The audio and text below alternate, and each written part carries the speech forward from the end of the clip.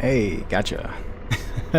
Hey guys, what's going on? My name is Tuvas, and welcome to another DCS World live stream.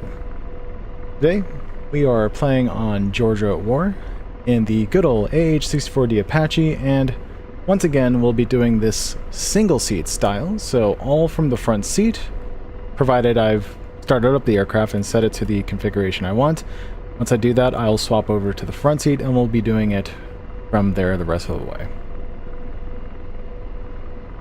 I think the only time I would swap to the back seat is to flip frequencies for SRS, but outside of that, maybe the parking brake, but I don't know. We'll see. We're basically going to be primarily flying from the front seat, and shooting, obviously. Let's just get a couple things sorted out before we continue. Also, I chose a wonderful time to hop on the server because we are being overrun by by red aircraft. So this is it's gonna be fantastic. Let's see. Also, if you notice, I have a hand cam going for this brand new FlyDigi Vader 3 Pro that I just picked up the other day. So I'm giving this a good whirl. It's been a pretty awesome controller so far. I'm really liking this, and it has a lot of features, but namely it has two of these extra face buttons that I've assigned to a modifier, as well as gyro on and off. And with that said, it also has a gyro, so if I were to press this button, you can see the mouse is moving on the screen with the movement of my gamepad, which is pretty cool. I don't know how often I'm actually going to be using that, just because I'm not really that big into gyros. I probably need practice with them, but we'll see if that comes into play later. But I can easily toggle it on or off by pressing this button. And then on top of that, there's also 4 rear buttons as well as trigger stops to make the triggers more like mouse clicks, but that's really only relevant for like shooters and things like that. But yeah, so overall this seems to be a pretty awesome controller. Again, FlyDigi Vader 3 Pro. Who knows, maybe I'll do an actual review on it one day. We'll see. Okay, so, where were we at? We don't need to worry about bore sighting our IHATs because we're not going to be... Oh, that's an issue. Because we're not going to be flying from the front, or from the back seat. We'll be flying from the front seat. Interestingly, we have no weapons, and I could have sworn I equipped those. Oh, you know what? Because we literally have no vehicles here at the FARP, so that's a problem. Okay, well I guess we'll have to fly over to Crimsk first, rearm, refuel, and then we'll carry on with an objective somewhere. Alrighty. So with that being said, let's make sure a few things are set. Parking brake is off.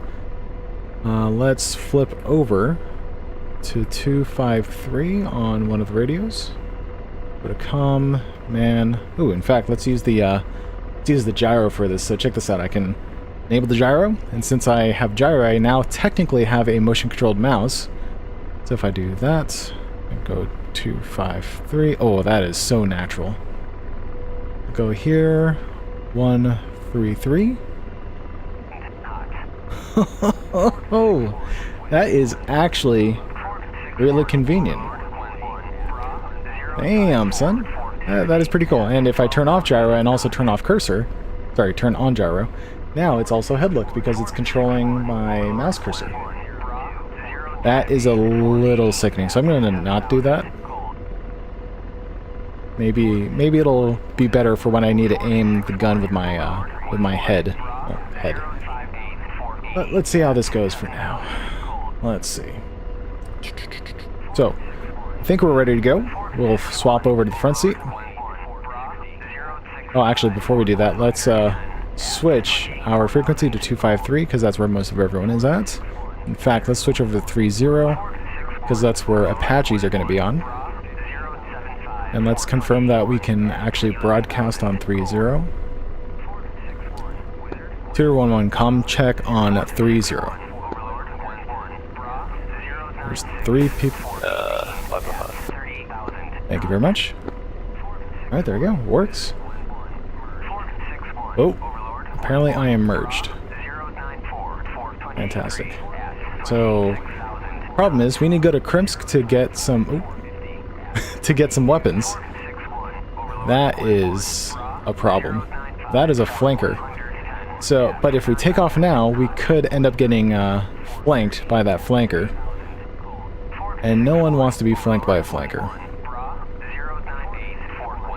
This is a bit of a problem. We could try doing it anyways and just see if we get away with it. But that dude definitely looks like he's just stalking us. He's flying super slow. Usually that's actually an indication that they're out of fuel and trying to RTB. Oh, and go figure. He's out of fuel, just as I was talking about it. So he ran out of fuel, so he bailed, and now he's crashing the ground. So let's get out of here. Front seat. Oh, you can see him on the... Boom! That's funny. If only I could see the smoke from here. Wow, that timing. Alright, anyways, so let's go ahead and get these. Oh my god, this radio is gonna need to quiet down. Put it there. Turn it down a little more. Okay. It's good to have the AWACS callouts, but they kind of induce a bit, I forget what it's called, but it's like radio fatigue where you just, or just sensory fatigue where you just tune it out because it happens so often, it's just annoying. Okay, so that is fine where it's at. We're already bore-sighted because George did that for us before we took over. Let's turn that on. Go to util, ASE, util, and turn on our radar warning. That is fine. Jesus. Basically planes all around. Fantastic. Okay. Those are good. Alright, cool. Let's get out of here. So, like I said, we'll take off, fly to Krimsk, rearm, refuel, and continue on with some mission of some kind. Collective up.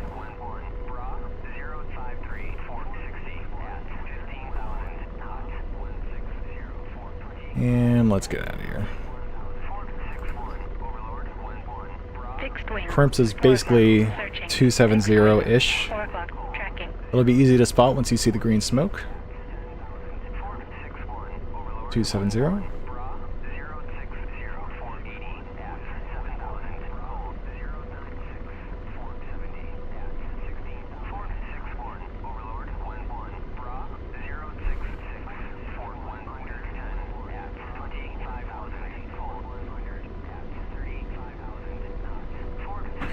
Actually, I think it's a little more to the right.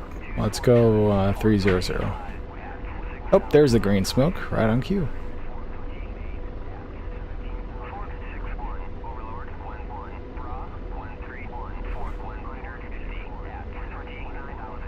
Fixed wing, 11 o'clock, searching. Fixed wing. And attitude hold. Fixed wing, 11 o'clock, searching.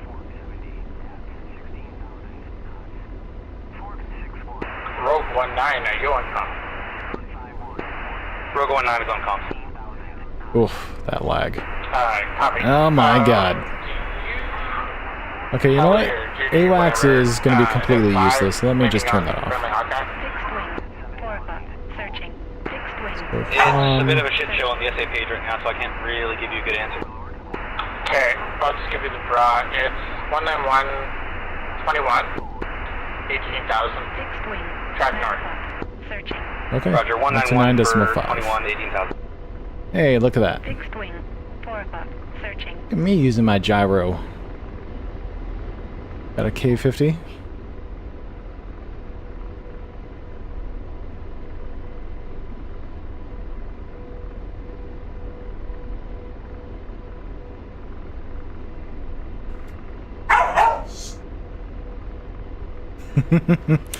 My fiance is having fun with our dog, teaching him a few tricks, giving some treats.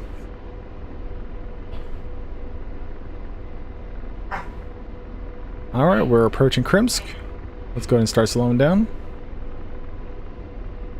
And also, let's turn off the autopilot so I don't have to worry about fighting that thing.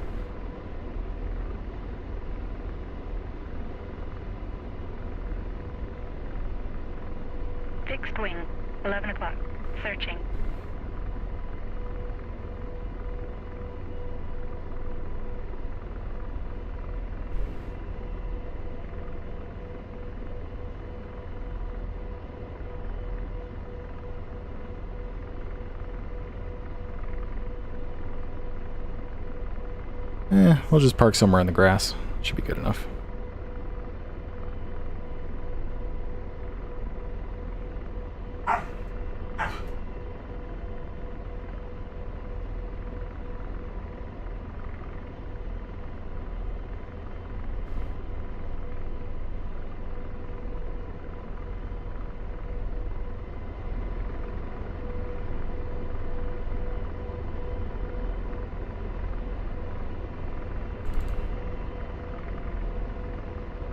In fact, let's face the grass here on our left. I'm keeping an eye on our vertical speed indicator, making sure it doesn't fall too fast. Fixed wing, 7 o'clock.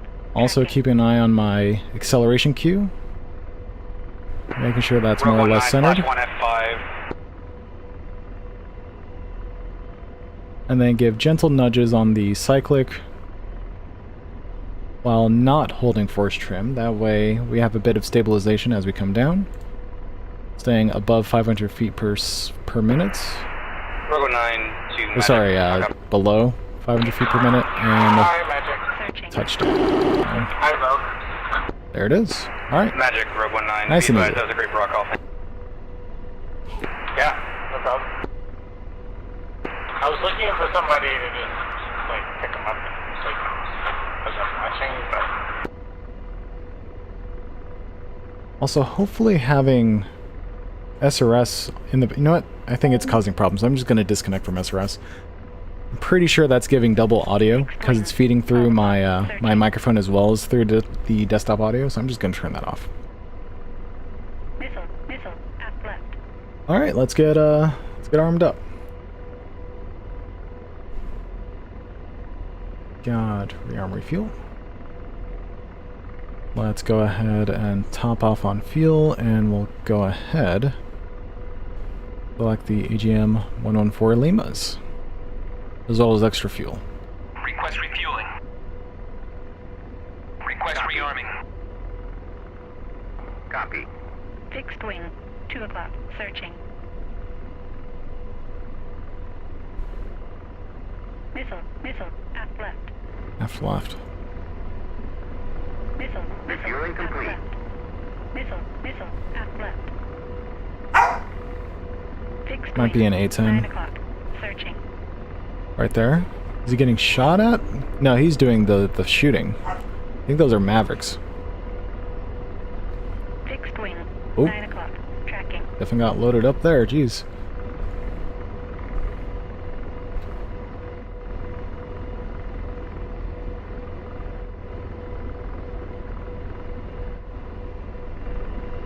We've arrived at the target warehouse. Setting up security. Rearming complete. Alright, cool. Very nice. Alright, we are now armed up. Now let's figure out where we want to go. I'm thinking we should go north.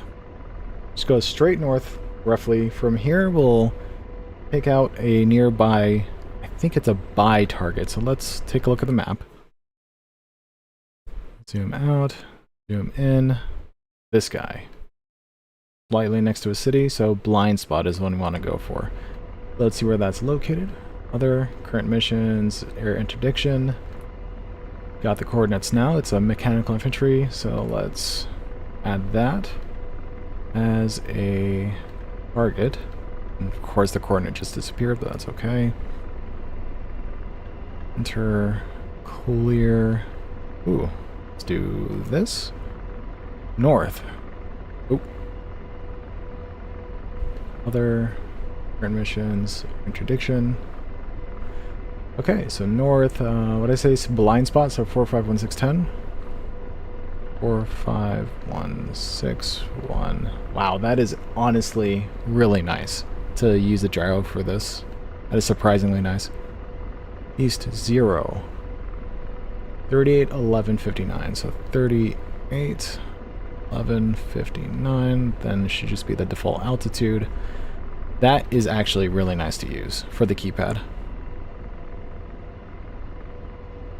Okay, let's go show coordinates, friendly, enemy, and planned. Zoom out.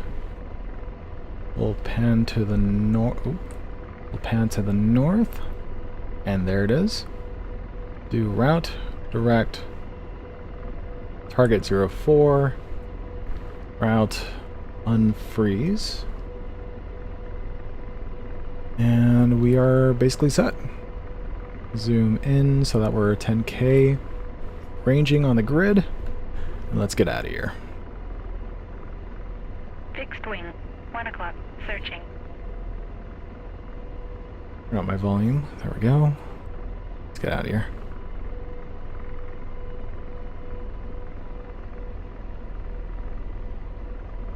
We're pretty heavy now since we have the Hellfires. We'll give ourselves a little bit of a running go.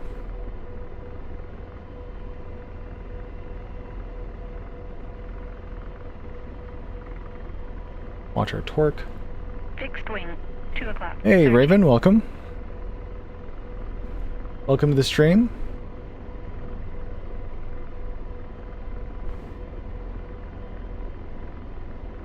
And we'll head off north to objective blind spot.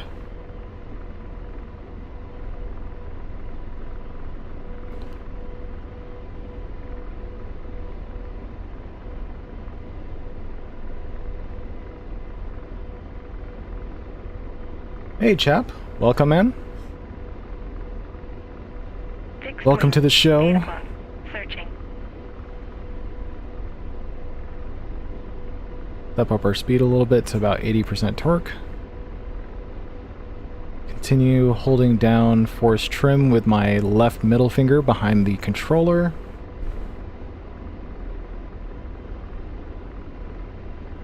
And I'd say that's pretty stabilized right about there.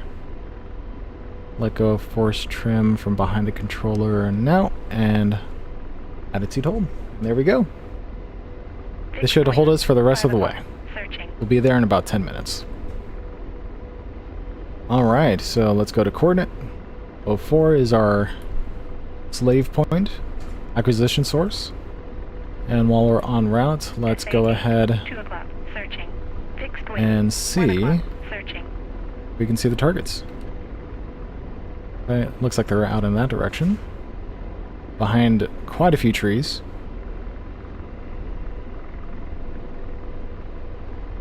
That's actually a lot closer than I thought that would be. I wonder if I enter the coordinate correctly. Looks like we've got a friendly Apache at that FARP as well, so we might have to compete a little bit. Fixed wing. 5 o'clock. Searching. Our F is set. Fixed wing. 4 o'clock. Searching. You've been flying the F5, it's pretty... yeah, I would say so. It's very much the opposite of a helicopter, and it's very, antiquated, so to speak, with its, like, steam gauges and stuff. SA-8. So, but it's a great aircraft. It's a great way to just get up and start flying. Searching. SA-10. It's plenty capable with ×2 sidewinders, has a pretty limited air-to-ground loadout, but you could still get some work done, so it's not too bad. Tracking. I honestly feel like I may have set the wrong coordinate, because I see nothing. Oh, wait. Oh, never mind. We're good. I see a target already. I can't contrast lock it yet, but that's okay. SA-8. 12 o'clock. Searching. Fixed But it looks wing. like we're right 1 on o'clock. target, actually. Searching. SA-8. 12 o'clock. Searching. Fixed wing. 4 o'clock. Tracking. And also, since we pretty much have the airspace in our favor, well, at least I'll start firing on the way in, so I don't actually have to come to a hover. So let's do that really quick. Holding our force trim. It's hard to deliver the air-to-ground warheads to the right forehead. Yep, absolutely.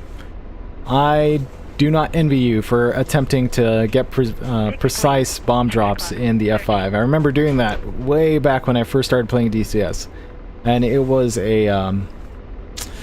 definitely a test of patience, that's for sure. Okay, this is a pretty good offset, I think. This will put us just under 10 kilometers. In fact, that's about 5, so let's actually offset it a little more. So I'm looking at is down here on the bottom right. SA-10. I'm looking at this grid, these square grids, and trying to put the target so that it's just a little bit off on the right-hand side of the next grid over. That way it's 10 kilometers or less by the time I reach it. And this should be... yeah, this should be good enough. And we'll continue increasing in altitude on the way in. In fact, let's add a bit more collective. And we can actually see our FARP there in the distance where we have a friendly Apache getting ready to go. Fixed wing. 4 o'clock. Searching. I'm gonna try to not take all the targets for him, even though I have enough to knock out the entire SA-8. 1 o'clock. buy target. But yeah, we'll see how that actually ends up playing out. Okay, looks like we have a BMP. We have... ooh, can't store that target yet. It's a little too far away. But we've got a man pad. We've got a BMP. In fact, let me do it from here.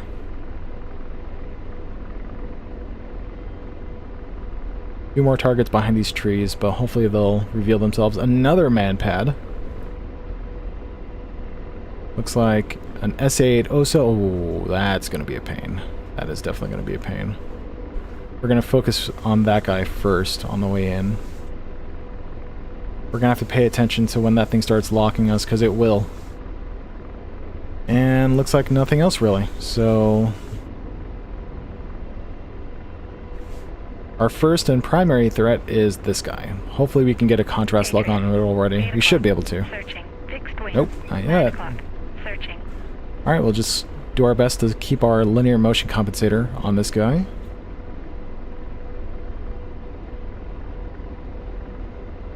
At some point we'll be able to get a contrast lock on him, and then I don't have to worry so much about moving the camera. Probably within 16 miles, or sorry, 16 miles, 16 kilometers. I should be able to get the contrast lock. And there's 16. Nope, still nothing. Technically he's a little further than 16, based on this this number down here. So we'll wait till 15.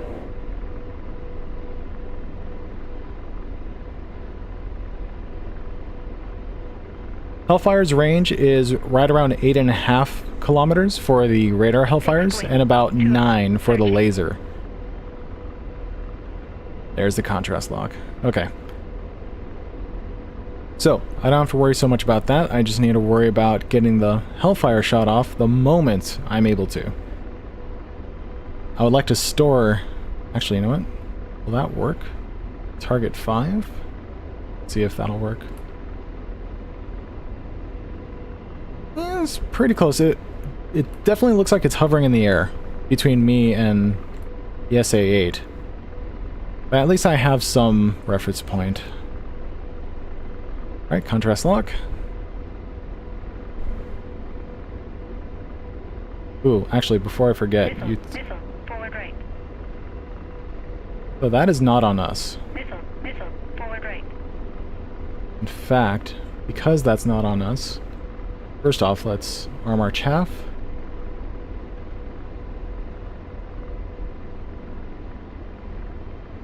Patriot, 8 o'clock, searching. I think that might be on the Apache that we were talking about earlier, taking off from the FARP. Bring this down some. Yeah, it's right at... once we're perpendicular to this particular target, he'll be right around the 7.5 to 8 kilometer range. We are definitely tempting fate here by being so high. That's okay. Still work with it. Actually, no, I can't. Let's dive down.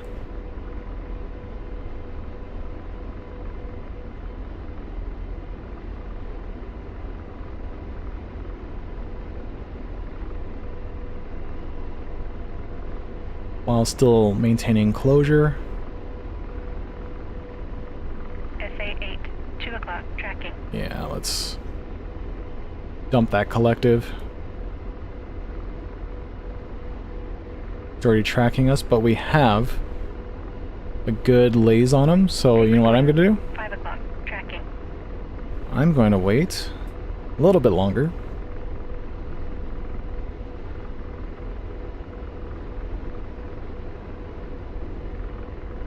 SA-8 missile, 2 o'clock right, launch. Okay, let's go ahead and just dive down. Lays to store the points. RPM high. Hellfire now has 2 o'clock, launch. the target data. 2 o'clock, tracking. We're now within 8.5 kilometers. And fire.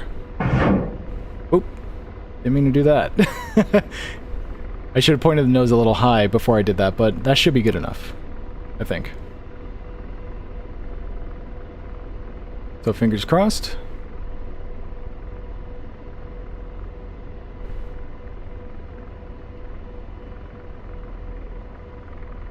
Increase the collective.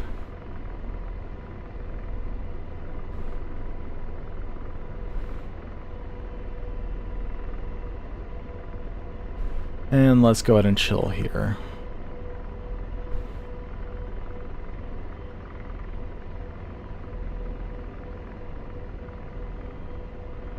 Yeah, unfortunately the slave point I had doesn't appear to be accurate to where the Osa where it actually is at. These cranes are going to be an issue too.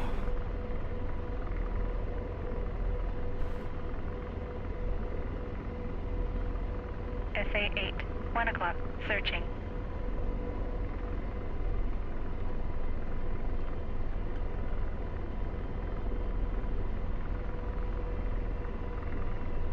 Okay.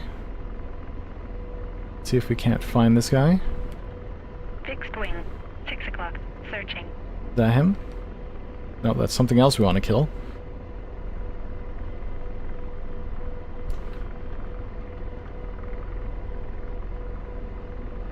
SA-8, 1 o'clock, tracking.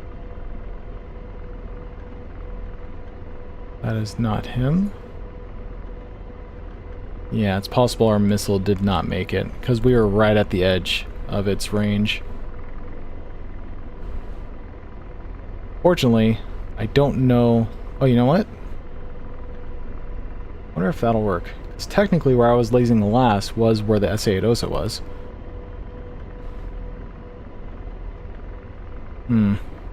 Maybe that theory did not work out.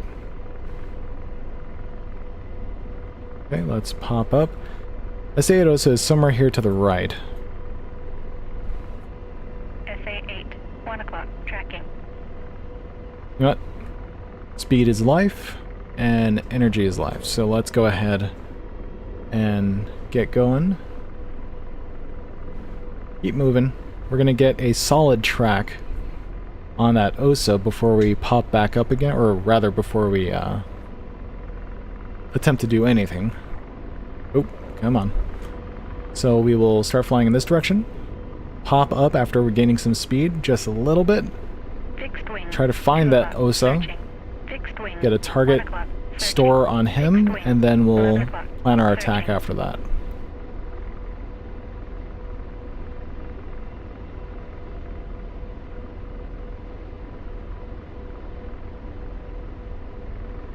Oh, come on. Alright, where is he? Sorry, sonar. SA-8, 9 o'clock, searching. SA-10, SA-8, 9 o'clock, searching. We are a little preoccupied at the moment, and also this is supposed to be a single seat configuration.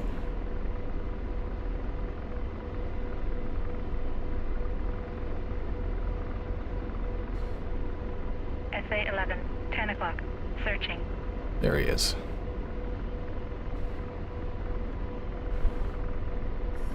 And stored as target point 7. Okay, let's drop back down. Patriot, 3 o'clock, searching. SA-10, 9 o'clock, searching. SA-8, 9 o'clock, tracking. Yep, he's already tracking us. Target point 7 is now set. Hopefully I can do this anyways.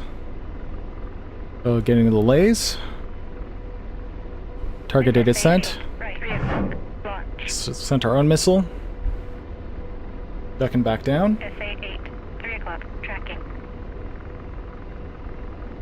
We'll pop back up.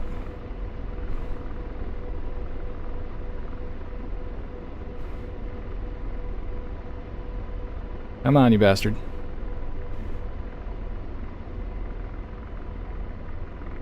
Fixed wing, 8 o'clock, searching. SA-8, 3 o'clock, tracking.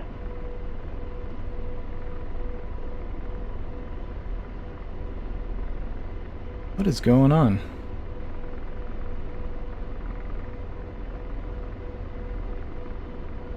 Fixed wing, 8 o'clock, searching.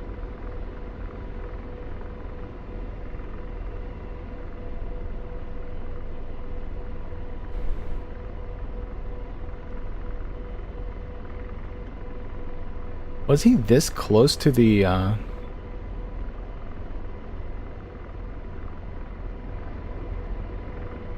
There's no way... Oh yeah, he's right there. What the heck?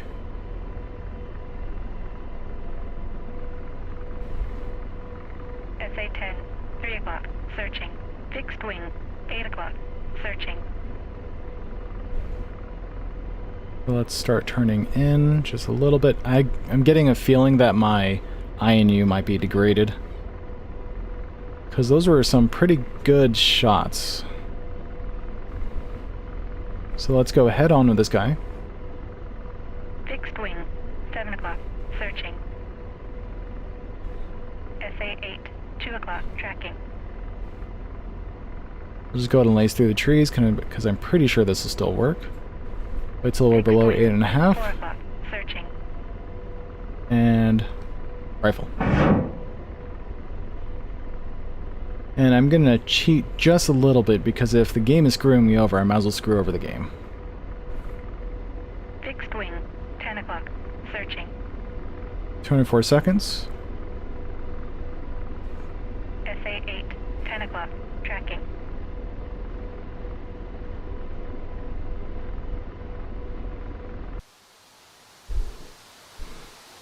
See where this goes. Fixed wing, 9 o'clock, Because either searching. the game is screwing me over and giving me a bad INU coordinate, or I am just horrible at firing Hellfires, but it looks like an INU issue. Yeah, it's an INU issue. Great. Fixed wing. Of course it is. Searching. And you know what that means? We're going to have to land and reset our INU. Fantastic. So INU is the inertial navigation unit that is used for determining your present position, so your lat-long coordinate relative to the rest of the world. It's what also gives you data on like how you can hover properly using your Doppler radar, and also it kind of links into your targeting system so that Fixed wing, 1 o'clock, where you tell a searching. missile to go, especially if it's being told to go to a specific coordinate, it knows that that coordinate is accurate. Unfortunately, right now, the coordinate is in fact not accurate. So, what I need to do is I need to land and perform an INU reset Fixed wing, 5 o'clock, searching. in order to get our coordinates back to an accurate level. So that's what we're doing now, is just landing here, and then we'll perform an INU reset, which should only take about 6 minutes.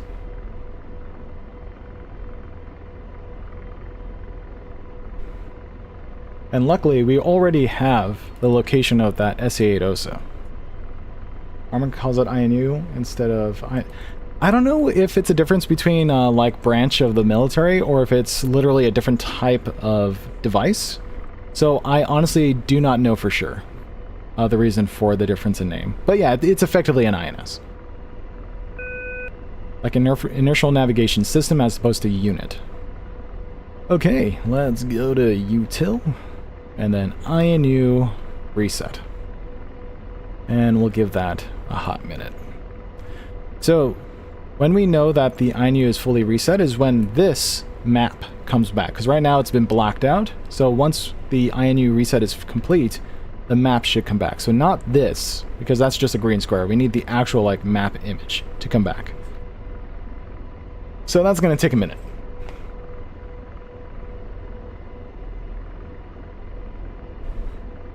Let's go back to weapons. Let's change our code just because, not that it matters for radar Hellfires. So this wouldn't be an issue if all I had were laser Hellfires, because those just rely on laser guidance to guide into the target, but it also means I have to maintain lays on the target in order to guide it all the way into it. So I wouldn't have the advantage being able to fire, then drop back down behind cover. Which is what I'm trying to do now, but it's not exactly gonna do me a lot of favors if where I tell the missile to go is completely off from what I'm seeing.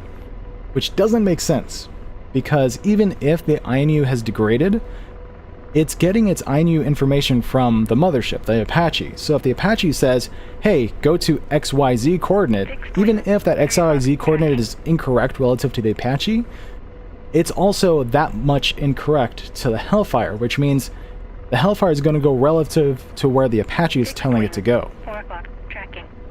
And we have... So as long as the XYZ coordinate is accurate between the Hellfire and the Apache, and then it shouldn't matter. It shouldn't matter if the INU is degraded.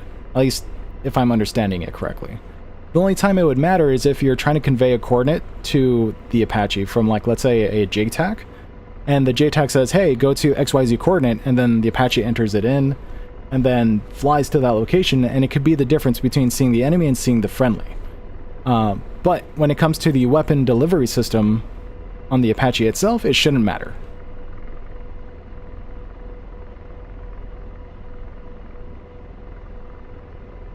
Yeah, you're right. Because it is effectively a Fox 3 air-to-ground missile, so I don't even know what that would be called for air-to-ground ordnance, but because it's radar-guided, you don't technically have to be that accurate with it, because if you get within a rough proximity, it will eventually like find something and guide itself to that. Hence why blue on blue can be quite an issue with radar-guided Hellfires. But unfortunately, the INU has degraded so much that even that amount of what's the word? Yeah, that amount of... that large net that the radar on the Hellfire casts still isn't enough for this amount of INU degradation. Fixed wing, 3 o'clock, tracking.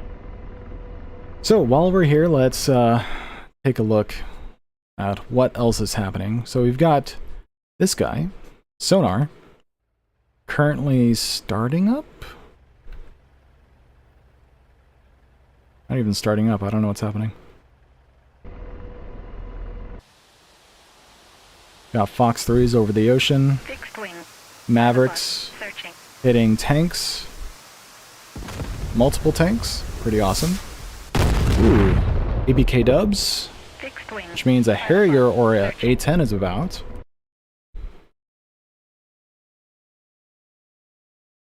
Got a K-50 out in this direction. This is the same K-50 we passed by earlier. Searching. Fixed wing. 4 o'clock. Looks like he's doing some work on this strike target here in the distance back here.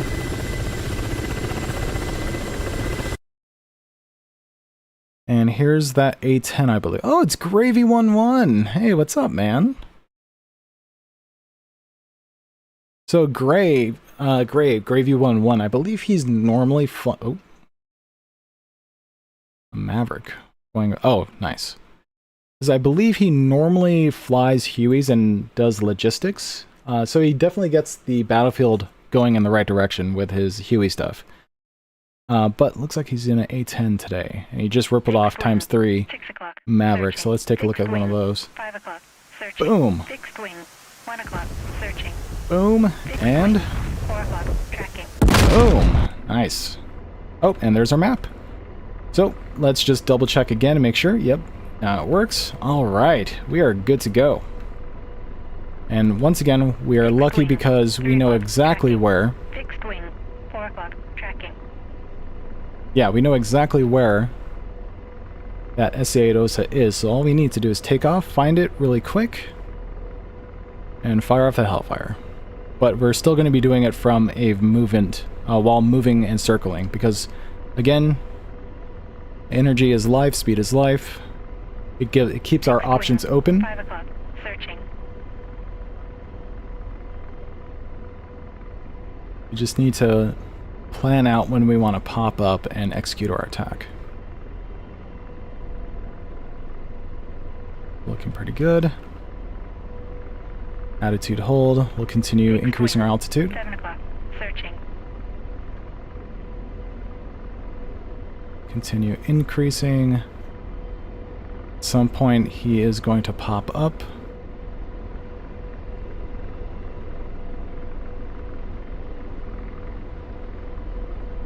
Can already see him, I think, just here on the left. Fixed wing. There he is. 7 o'clock. Searching.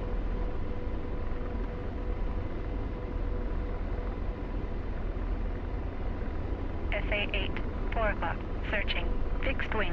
8 o'clock. Searching.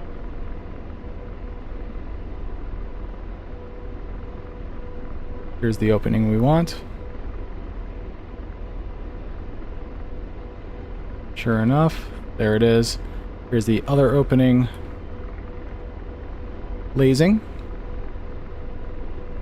Target data transferred. Let's turn in.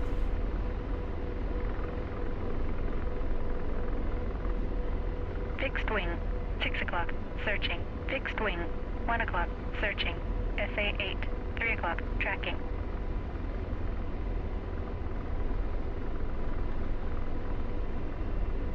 .8.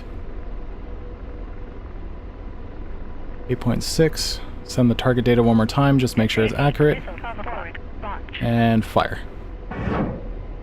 That should do it. That was fired just at 8.5 kilometers. Ooh, that's scary. You see that smoke trail? Fixed wing. 9 o'clock. Searching.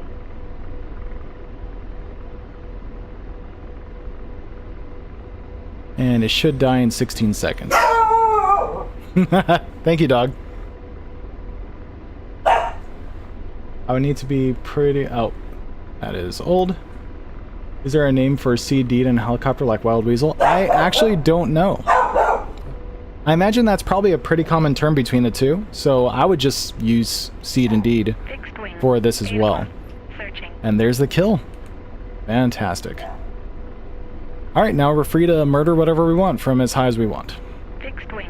2 So o'clock. let's Searching. SA-10. 9 o'clock. Searching. let's go ahead and park ourselves. We're within 8.5 kilometers of the target area anyways. Patriot. 4 o'clock. Searching. SA-11. 11 o'clock. Searching.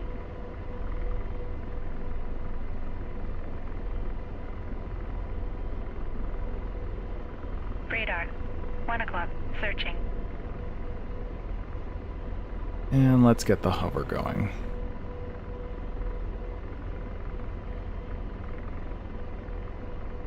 There we go. Alright, hover established. Let's kill some units. Fixed wing. 12 o'clock. Tracking. Fixed wing 12 o'clock tracking, that's fine. Not that close. 8.3, not bad. Rifle.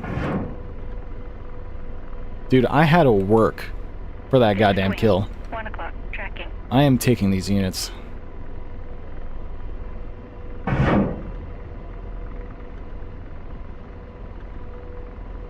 Oh, that's a little far. Let's not go for that guy. A little far as well. I SA-10. believe. 12 o'clock. Searching. Radar. 1 o'clock. Searching. Wait.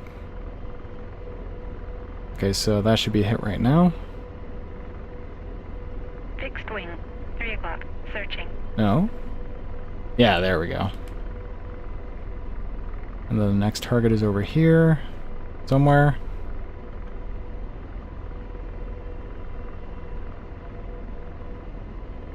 I think it was this guy? 8.5. Oh no, it was this guy. Okay, great. Two targets hit. So let's slowly creep forward. Fixed wing. 4 o'clock. Searching. Give ourselves a little bit of airspeed while facing the enemy direction.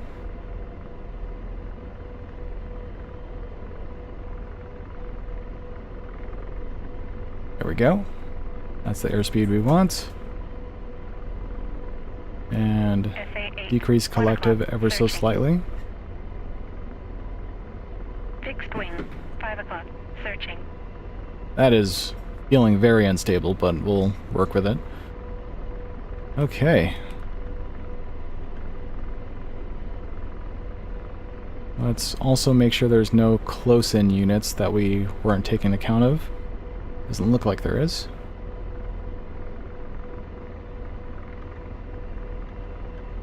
SA-8. 1 o'clock. Searching. Rifle. There's another guy here, which unfortunately we can't lock right now, but we can definitely hit him. The man pad. Hit that guy. Fixed wing, 2 o'clock, searching. Hit that guy as well.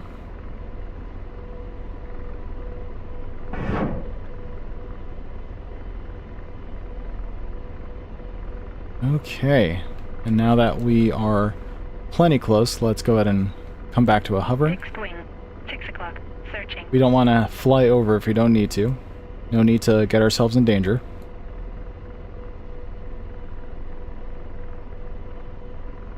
Or put ourselves in danger, I should say. Fixed wing, 4 o'clock, searching. Radar, 1 o'clock, searching.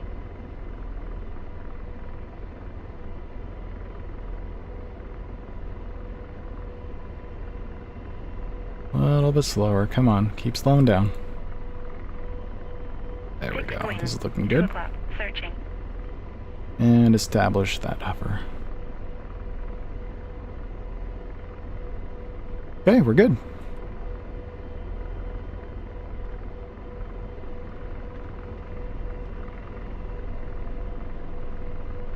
Alrighty, who else is left? Let's also keep up with chat. Adolfo, welcome. How's it going? Love your gamepad profiles for the fixed wings, but I can never use the triggers for rudder and the helos. Ah, thanks. Thank you very much. I've had plenty of practice, so don't worry. Keep at it. You'll get just as good as I am. Don't worry. Just gotta keep on practicing, even with a HOTAS, even with a controller, even with a keyboard. The name of the game is practice.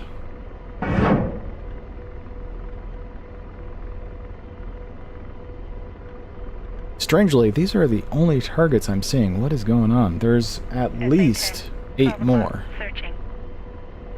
And I don't know where they're at. I might have to do an orbit of the area and just fire off as I see them. Oh, you know what? They might be in the city. Radar, 1 o'clock, searching. Fixed wing, 2 o'clock, searching.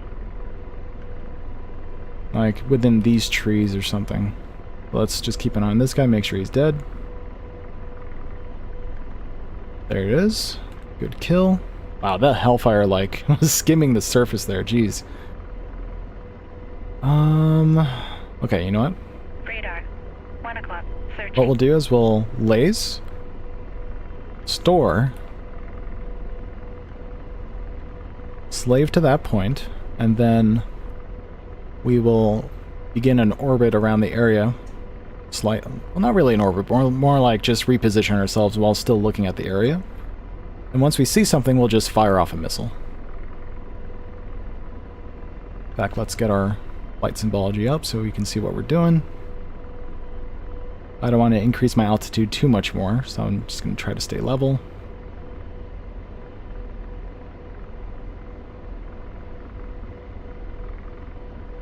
Get our flight path marker aligned with our foresights, or whatever this is called, the datum line.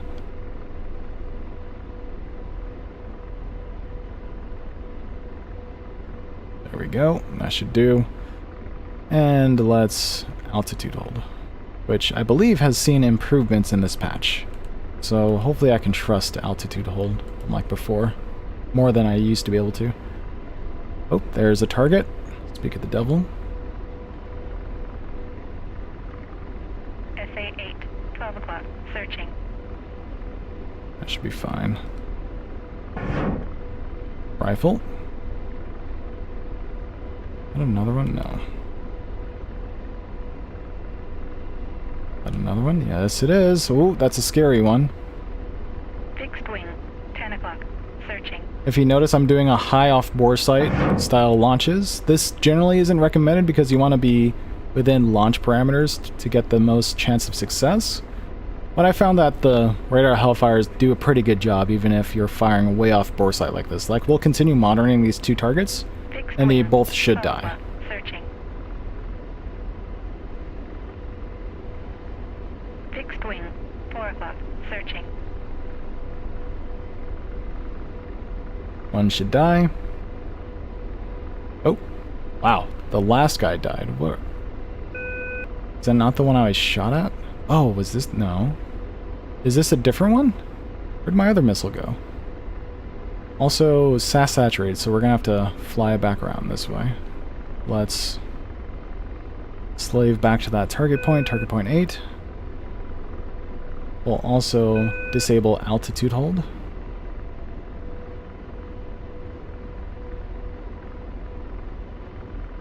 And we'll start flying in this direction. Just back the way we came.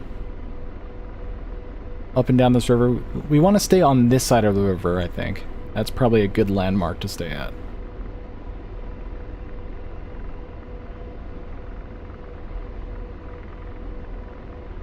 Problem is, I just don't know what happened to that other missile.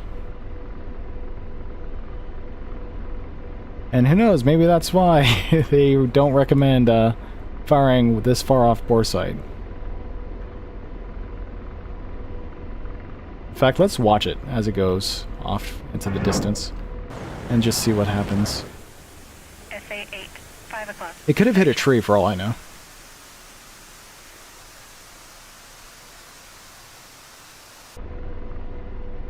Yep, we're still safe.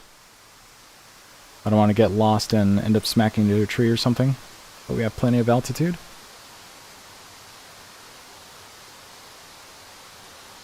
Alright, that looks like a good hit. Not bad. Radar. Yeah, so I must have hit a tree or something. Fixed wing, 3 o'clock. Searching.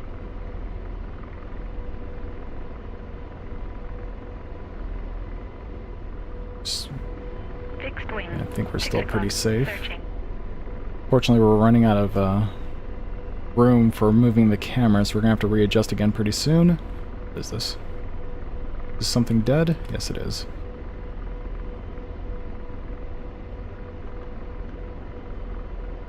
I killed one man-pad so far, and I recall seeing at least one more. Once I find it, I need to store that location so I don't lose him again.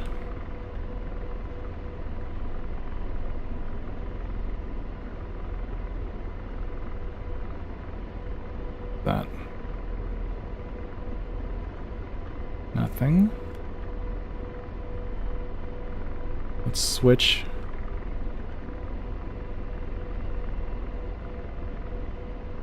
The TV mode. Maybe we'll spot something a little bit easier with this. And of course not. Why would we? Okay, let's turn back around, slave back to the target point, and turn back the other way. And on this left MFD, I'm going to put up the light HUD.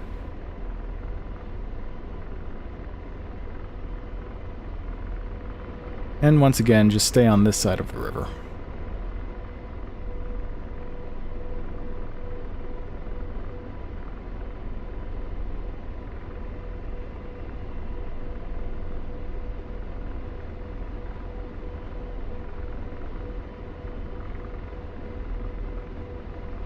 Okay, looks pretty good. Let's focus back on the TV. I know there is a man-pad out in the open. Because we killed one, there is one more. Can't remember where he was. It was kind of close to one of these other units I spotted, like somewhere here. Don't see him, he's not sticking out on the FLIR for whatever reason.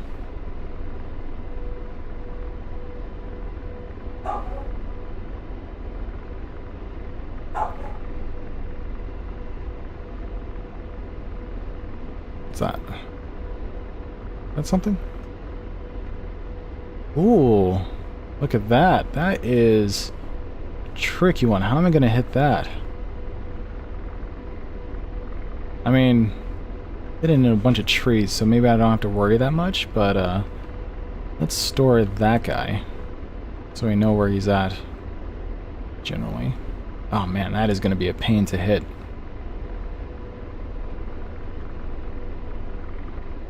We're looking on altitude, we're still good.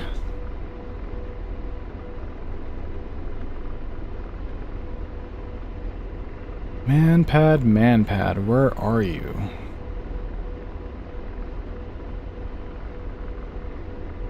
Not in this patch. SA-8, 11 o'clock. Don't see you in this patch. Somewhere out here. Nope. We're running out of space on our camera. I'm gonna actually start hovering right around this point. So I get a stable point of view while we scan for that man pad. I know he's out in the open. We just need to take a break and just really dial in on the pixels. Radar. 4 o'clock. Searching. Alright, come to a hover. 4 o'clock. Searching. Look at the target area.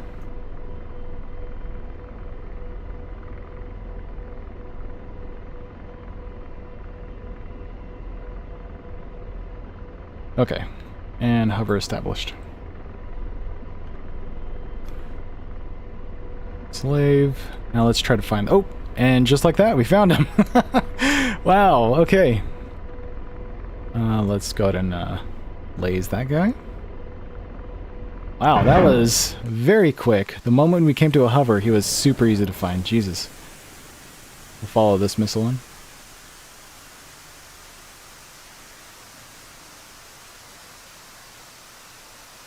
What's crazy is how the radar on the Hellfire can lock onto a human being and just smack him straight in the face. Yes, I did. Yes, I did. But the problem is this dude in the... Oh, God. Okay, well, never mind about straight in the face part, but it still hit him. Like, did enough damage to kill him. But yes, I did. This dude in the field also had a stinger, so I feel like that was justified. Radar. 7 o'clock. Searching. There was a BMP hidden in these trees somewhere. And unfortunately, I can't really thread the needle with these Hellfires. But what I can do is hope and pray that it hits the target. So let's see where we marked him. He was somewhere in here. I'm doing a DCS thing. A DCSism. Technically, trees do not hide units. Radar. 7 o'clock. So I'm spamming the IAT, hoping that just because he's behind a tree, it will not obscure him from the contrast lock, but it looks like it's still going to. Okay, that's fine. SA 8 o'clock. I could just do it and see what happens. Yeah, let's just see what happens. We have the missiles to spare, right? This will be fun. Fixed wing. 1 o'clock. Searching. Fixed wing. 6 o'clock. And good, it's Searching. curving around the direction I wanted. Let's see if this is good enough. It's gonna be pretty crazy if that actually lands the hit. Thread the needle through the trees, curveball between the pines. Oh my God. Please. Oh my God. Are you kidding me? Oh!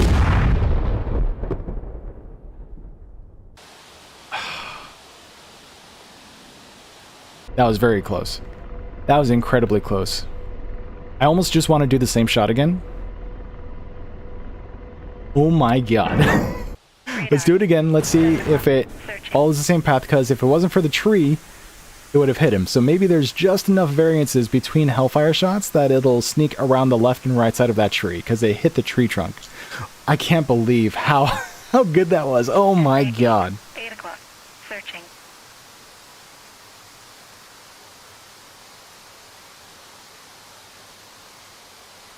There he is again. Oh man. Please, just hit him. Don't hit the tree. I can't tell. I'm pretty sure I'm hitting the tree though. Damn it. Okay, well. We're gonna do this. How are we gonna do this? I don't want to move too far from this position, but I do want to move a little bit closer. So let's... Oh, no missiles left. Damn it. Ah, those would have been glorious. Ah. Okay.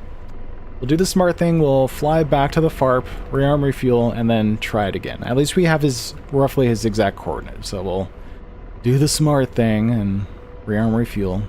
Even if everything is telling me inside I should just go guns blazing with my 300 rounds.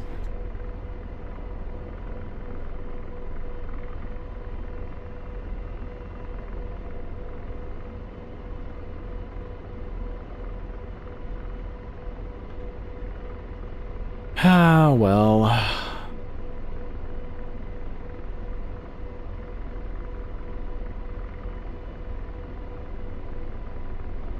Trust me, I definitely want to go in for guns, but it's not the smart thing to do. Every single time I've gone in for guns, I've died. And screw it. Screw it. There's no other manpad there, is there? We've killed them all, right? So all that's left is a couple BMPs. What kind of problem is that to have? Well, let's do it. Let's do it. Let's do it. We got this. We're gonna wait for an opening. I blame you, by the way, Raven. If I die, this is your fault. Not my fault. Not because I gave in to my... Oh man, what was the phrase again? I forgot what the phrase was. But gave in to my... Radar. Crap, what's that phrase again? 8 o'clock. Where you say you give in to your... whatever's on your mind that's potentially bad for you, but you do it anyways. Intrusive thoughts, that's it. Not that I'm giving into my intrusive thoughts, it's because chat told me to.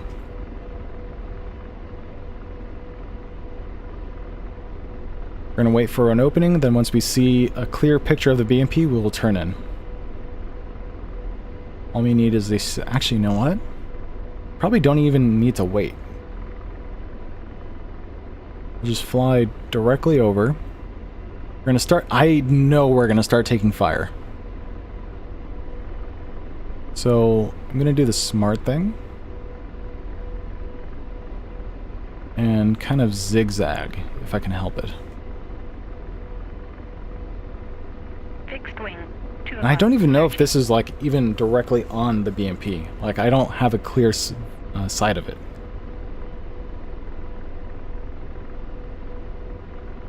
Once we take fire, though, I'm ditching. Like there's no reason to stick around if we. But I do want that kill.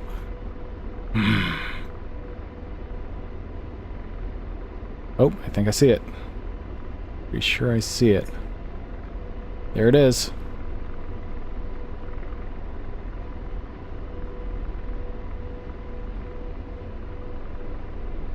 Oh, he's looking right at me. 2 o'clock. Tracking. I'm gonna need to wait for 3,000 meters. Okay, let's turn in.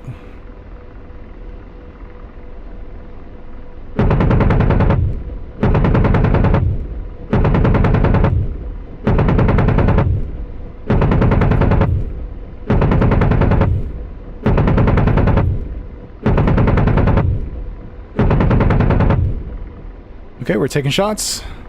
Hell yeah, we got him. Rotor RPM high. Tracking. Engine 1 No! Oh, we took a hit. We took a missile. We took a missile. We're out.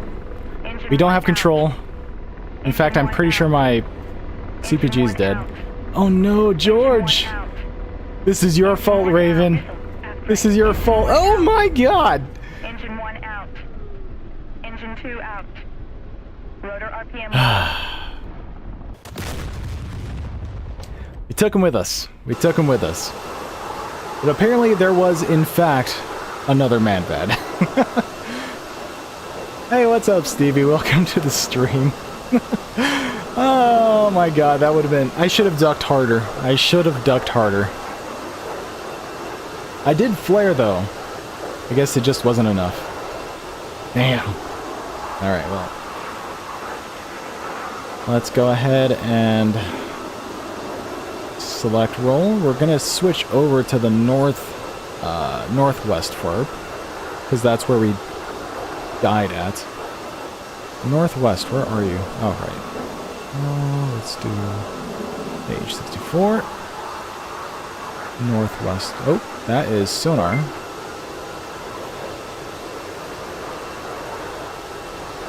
Watch all your DCS Gamepad beginner videos and saw you live. Wanted to say thanks for the great videos. Also, damn you. All part of the plan.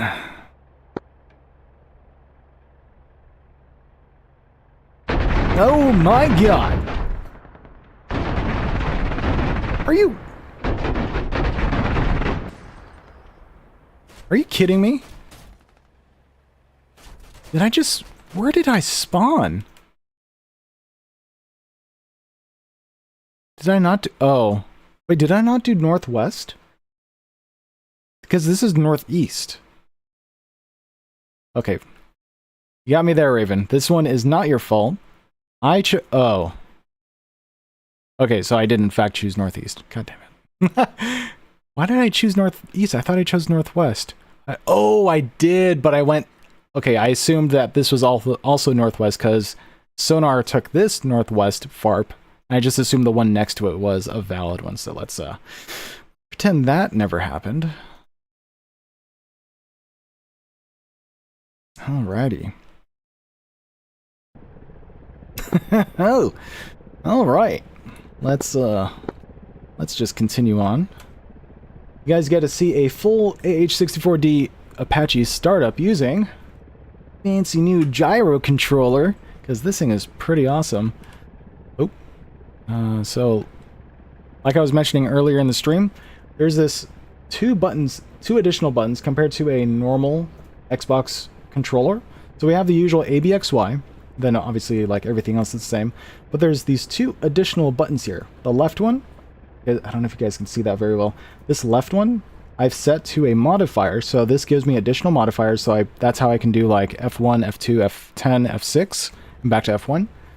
And this is a dedicated enable and disable gyro control. So if I press that, oh man, look at, oh, I don't want to get you guys sick though, but because that's controlling my right stick, I can toggle between cursor control and camera control and use the gyro for either. And using this, it's basically a mouse, which is pretty nuts. So if I were to like just do that, this makes my life so much easier for clicking just buttons around the cockpit. I could look around like that, then take care of these guys, and I can use both the gyro and the right stick simultaneously, and they both affect each other. Like, it's additive. One doesn't take precedence over the other. Like, they both manipulate the same axis, which is pretty cool. So I could do that, and then that. There we go. And come back down here, move. And if it's too far to reach, like for example, if it's, because I want to keep my hands here because that's where the camera is. But if it's too far for me to reach, I can just use my right thumbstick and push the cursor most of the distance, and then I can refine it with the gyro on top of that. So this is actually pretty cool. Wait for 18, and there we go. Now, one downside is because I have the right stick mapped to the camera shift, left, right, up, down, to look around the cockpit like this, that will be manipulated by the gyro as well, so I need to be careful when I hold both modifiers at the same time. But yeah, it's honestly pretty cool. Oh, and there we go, let's go ground through, Rearm refuel. And then we'll do the same here, of course. There we go. Request rearming. Lima's... Oh, you know what? We should probably do lasers now, because... we'll stick to Lima's. Why not? Even if they were causing us problems.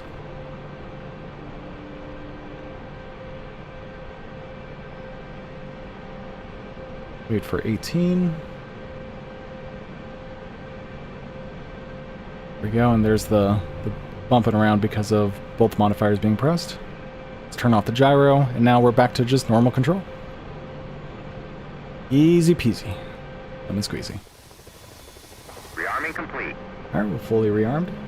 Oh, why is this guy back here? Did he die? Sonar, did you die? Is that why you're back here? I think we're back on SRS. Yeah, we are.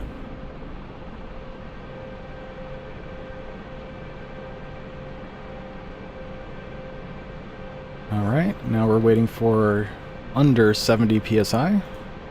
Once we do, we will hold right click and then scroll up to just below fly.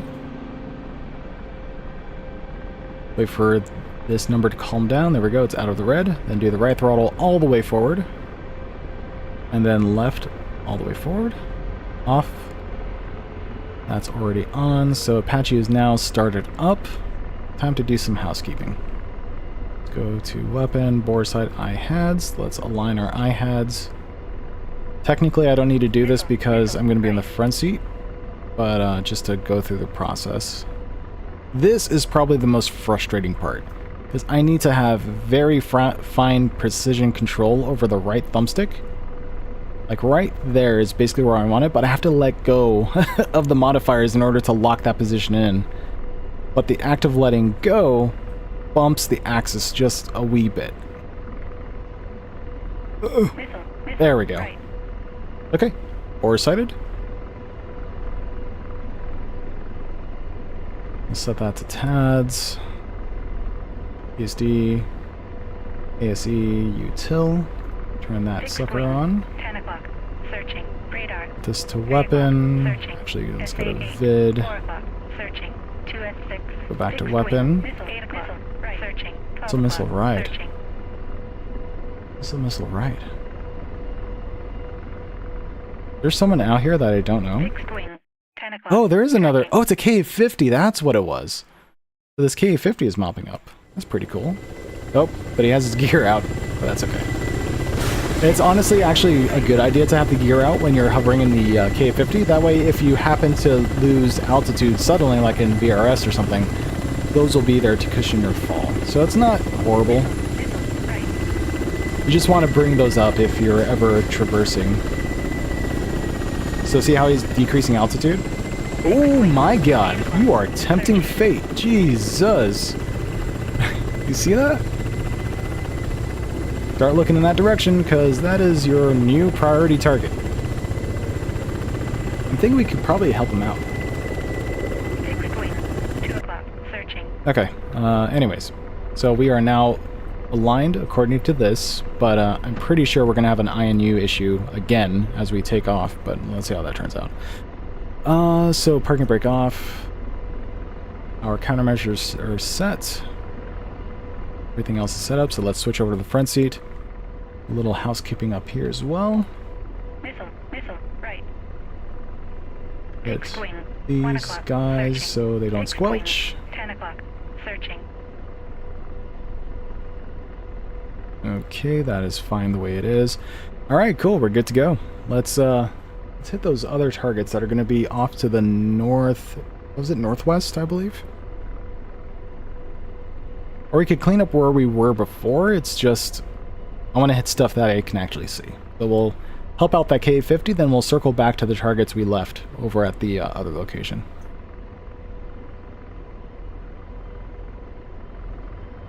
Alright. Got a little bit of airspeed, so now let's start turning to the right towards the northwest.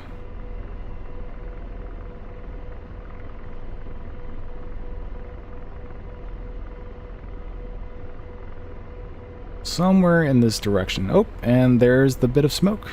So there's our little bat signal, so to speak. Fixed wing. 4 o'clock. Searching. And let's see how close those targets are.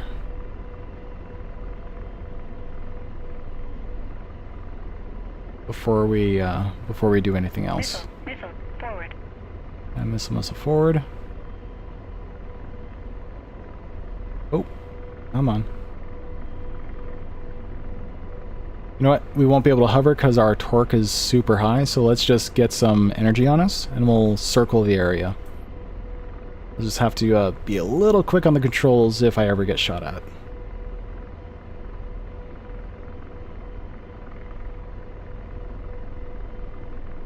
There we go. Then let's go ahead and do that. Got our helmet sights. Out in this direction, that's what we want. And there's our potential targets.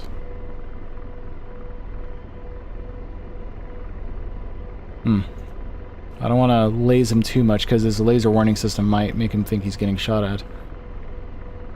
But they are definitely in range, so let me do that. Store. That'll be target 5.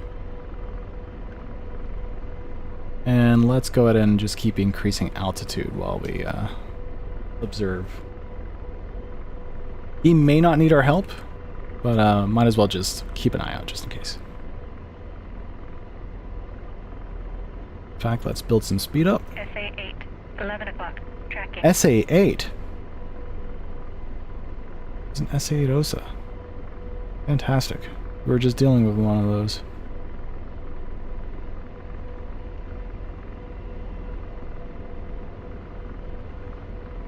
Where is he? Where is that SA-8 Osa? This guy? There's our friendly Kamov. SA-8, missile 10 o'clock. Left launch. Oh boy! As we know roughly where he's at, just a little bit to the right of our stored target. SA-8, 10 o'clock. Tracking. That's okay. Let's pop back up. Just a little bit to the right. Where was he? There's the smoke trail. SA-8, 10 o'clock. Tracking. There he is. Stored? Why am I not...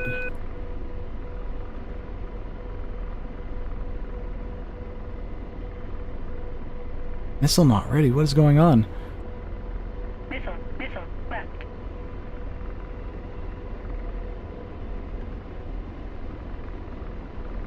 Why is it... Missile 10 o'clock. Left launch. Good kill. SA-8, Thank you. 11 o'clock.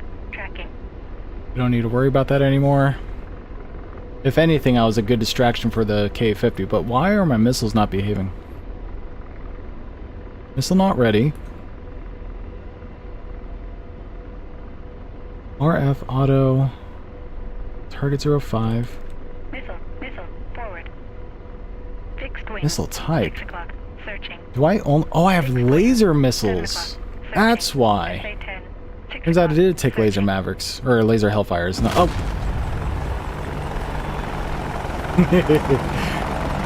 I didn't like those laser Hellfires anyways. Ah, jeez. I was not paying attention. I thought we were in the clear once that SA-8 Osa was dead, but apparently not.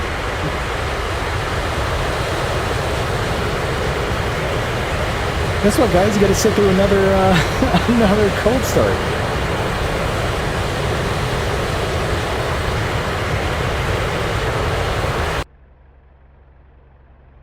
So that is a scenario where having a proper crew of Apache pilots, or Apache pilots in this cockpit, would have been beneficial, because I would have had a call out from the guy in the back saying, hey, missile. And being the guy in the back, you probably would have taken control and, you know, evaded. But I was too busy trying to talk.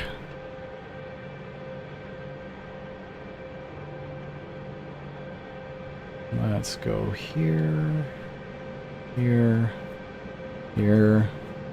Let's select the Limas this time. Request rearming. That's a squelch we don't want to hear. I'm pretty sure that's what that's called.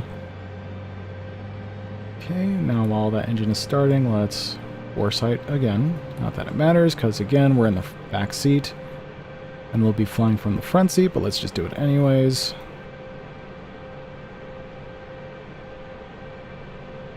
Right about there. That should be good enough.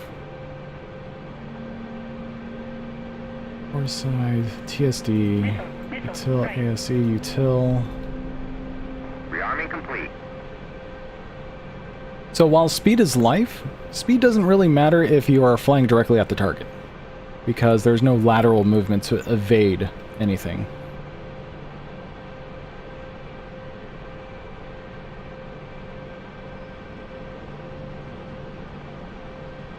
Yeah, that is true, Stevie.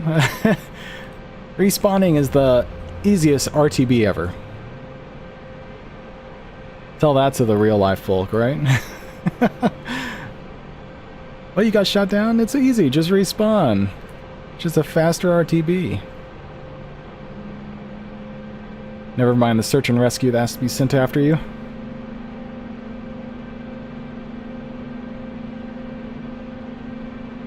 Since the Raider Hellfires kind of do their own thing, do you need to worry about hitting? I do have to worry about hitting them, but while it does have a cone that it looks in, it's not that large. Like, if I fired and it hit that K-50, either that K-50 flew in front of the missile, or I was targeting something way too close to that KA-50. It will be relatively difficult to hit the KA-50, even intentionally. Actually, no, I shouldn't say that. Because they're radar Hellfires, they should actually lock onto the KA-50 pretty well. Even if he's moving, you should smack him. Not that I'm going to, but yes, I should be somewhat careful, but I don't have to worry that much about it.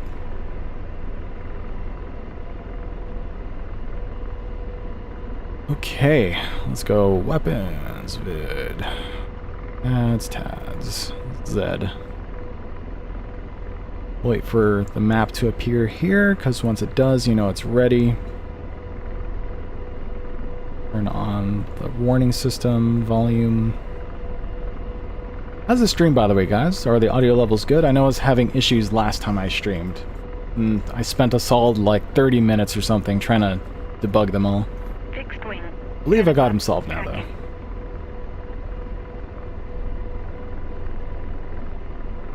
Nice. Awesome. Good to hear. How long have we been streaming for? We've got 1 hour and 26 minutes so far. Not bad. The server has about 2 hours left in it. I'm probably not going to stay until server restart. I usually have about 2 hours in me before I decide, okay, that's it for the night. But let's see how tonight goes. Fixed wing. 10 o'clock. Thank you all for joining, by the way. Having you all just sitting there chatting away. It gives me something to do while I'm just sitting here staring at a TSD screen, waiting for an alignment to happen. Oh, he still hasn't powered on? Is this the same life that... What was his name again? Scorpion? Scorpio? Something with S? Oh, there it is. Okay, let's go ahead and plug and break off. Do some housekeeping. Housekeeping. Lemon pledge. Radar. 3 o'clock. Searching. 2 We could clean the surfaces. Fixed wing. Okay, we're good to go. Searching. Fixed So wing. once again, we'll 10 take o'clock. off, fly off that way, Fixed then wing. do a slow turn to the right towards the northwest, and we should see our targets. Yeah, he hasn't left the park this whole time. 10 o'clock. Tracking. Aww, now I feel bad. Has he been talking to me in chat? I'm not going to scroll to find out. I'm sorry. If you're watching this stream again, Fixed wing. 10 o'clock. I'm Searching. pretty sure it's Scorpion or something. Sonar. Scorpion. Sonar. If you're watching this stream, Sonar, I am so sorry. Searching. It's just the stream name is Single Seat Apache, and if I have someone join the Apache and they start flying around, it's not going to be true to the stream. I'm sure you understand. Oh wait, I can actually emote a little better with the gyro. So Sonar, if you're watching the stream, I am so sorry, but it's just the way it is. Wow, this is actually kind of nice for like doing subtle head movements to pretend I'm talking. That's actually kind of cool. Anyways, Fixed wing. you get the idea, Sonar. Searching. Scorpion? I'm just gonna call you Scorpion. Okay, I think we are good to go. Let's arm them. They are out of their bit test. Fixed wing. 12 o'clock. Searching. Now, I never understood why people say bit test, even though I just did, because test is implied in the name bit, built-in test. So if you say bit test, you're saying built-in test test. But I'm pretty sure a lot of people say bit test. Fixed wing. Oh 10 no, is o'clock. that the K-50? Did you just respawn? No! Well, I guess those targets are ours. I'm still not sure what killed me. Maybe it was a manpad, or maybe it was an armor and I just didn't pay attention to it, Fixed wing. 10 to the o'clock. TV-guided Searching. missile.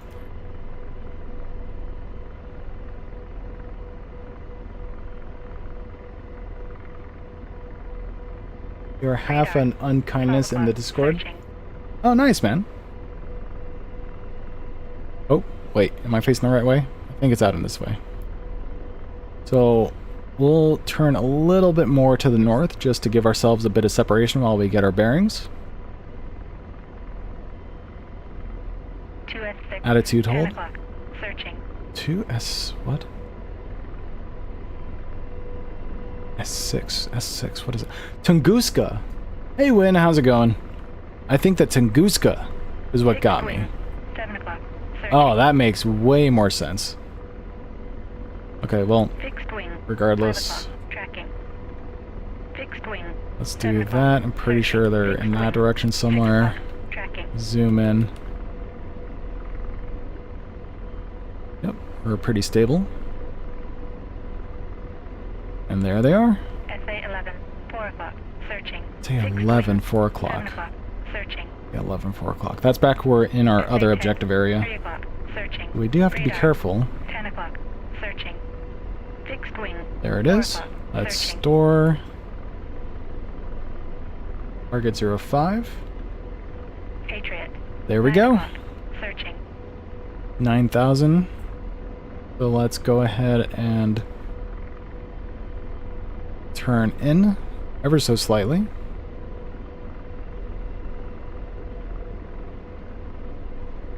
Actually, you know what? Before we turn in, let's survey the area and see what kind of threats we have to deal with. Fixed wing. 8 o'clock. Searching.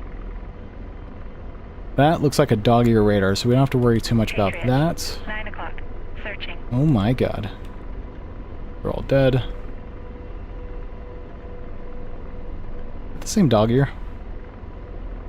Oh no, that's a Tunguska. That's the guy we have to kill first. SA 11. 4 o'clock. Searching. So let's turn in. I'm gonna kill this guy first before anything is done. Fixed wing. 7 o'clock. Tracking.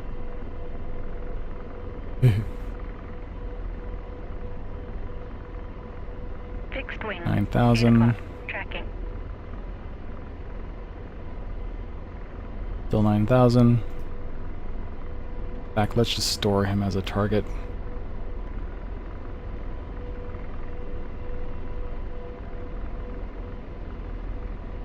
And 8.5, let's laze until it sends the data. And rifle. That should do it. And now we will... Missile. Forward range. Freaking A! 8.5! Wing. 2 o'clock. Tracking.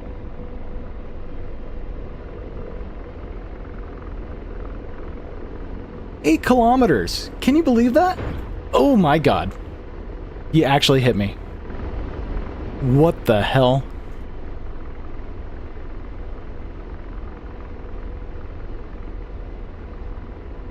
I pumped so many flares.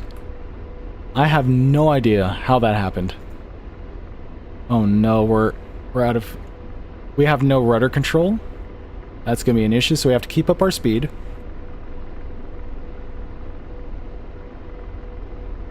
That is gonna be an issue. Yeah, we have no... Do we have a rudder? Fixed wing. Okay, we can make this work. We can make this work. We just need to keep our speed up. And anytime we start facing that target area, we will fire off a missile, and we'll rinse and repeat. That is our strategy here, boys.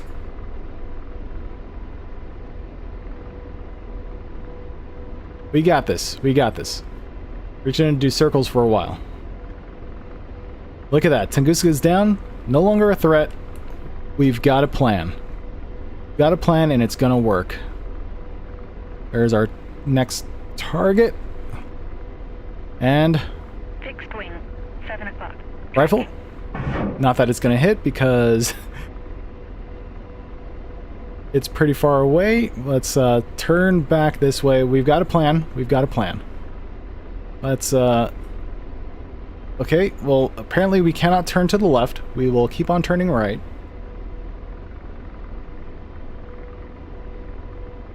We just need to make sure we don't slow down. Oh my god, this is so scary.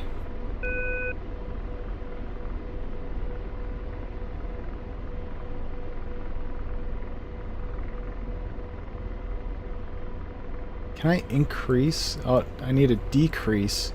Torque? Turn to the... Please, just let me just fly forward. Let me just fly forward. I just want to fly forward. Oh my god. I don't think I could do anything. It's okay. Oh, we're flying backwards now. That's okay. We got this. We got this.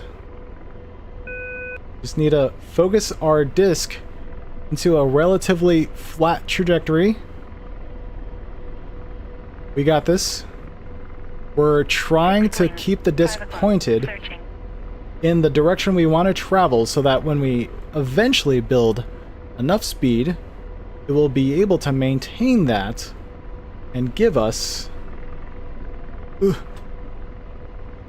potential control. God, I'm talking out my ass. Okay, we got this. I just need to keep building speed. There's the speed I was talking about.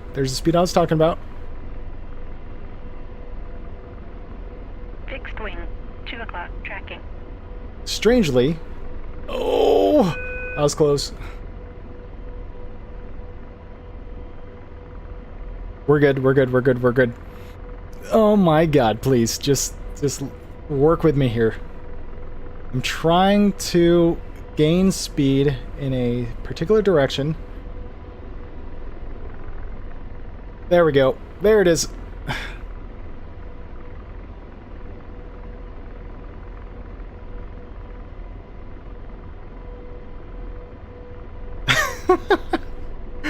We got this.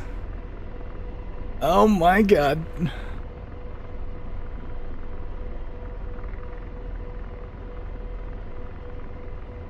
Stand by. I know there's chat. This is taking 100% of my... Rotor RPM high. Rotor RPM low. Wing, 7 o'clock, searching. Oh no, we slowed down. You know what? I have an idea. We're just gonna keep increasing altitude where we're at. We're just gonna stay like this. We're gonna increase altitude. We're in a hover. It may not look like a hover, but we're in a hover. And as long as we maintain this hover, we will increase altitude. If you don't believe me, look at this. We're in a hover. We just don't have any rudder control. But with enough altitude, I'll be able to execute a dive, get enough airspeed, and then we'll be able to fly like a plane. And we don't need... Fixed wing, 12 o'clock. Oh my god, this is so dizzying. I need to look down. And we won't need anti-torque authority at that point.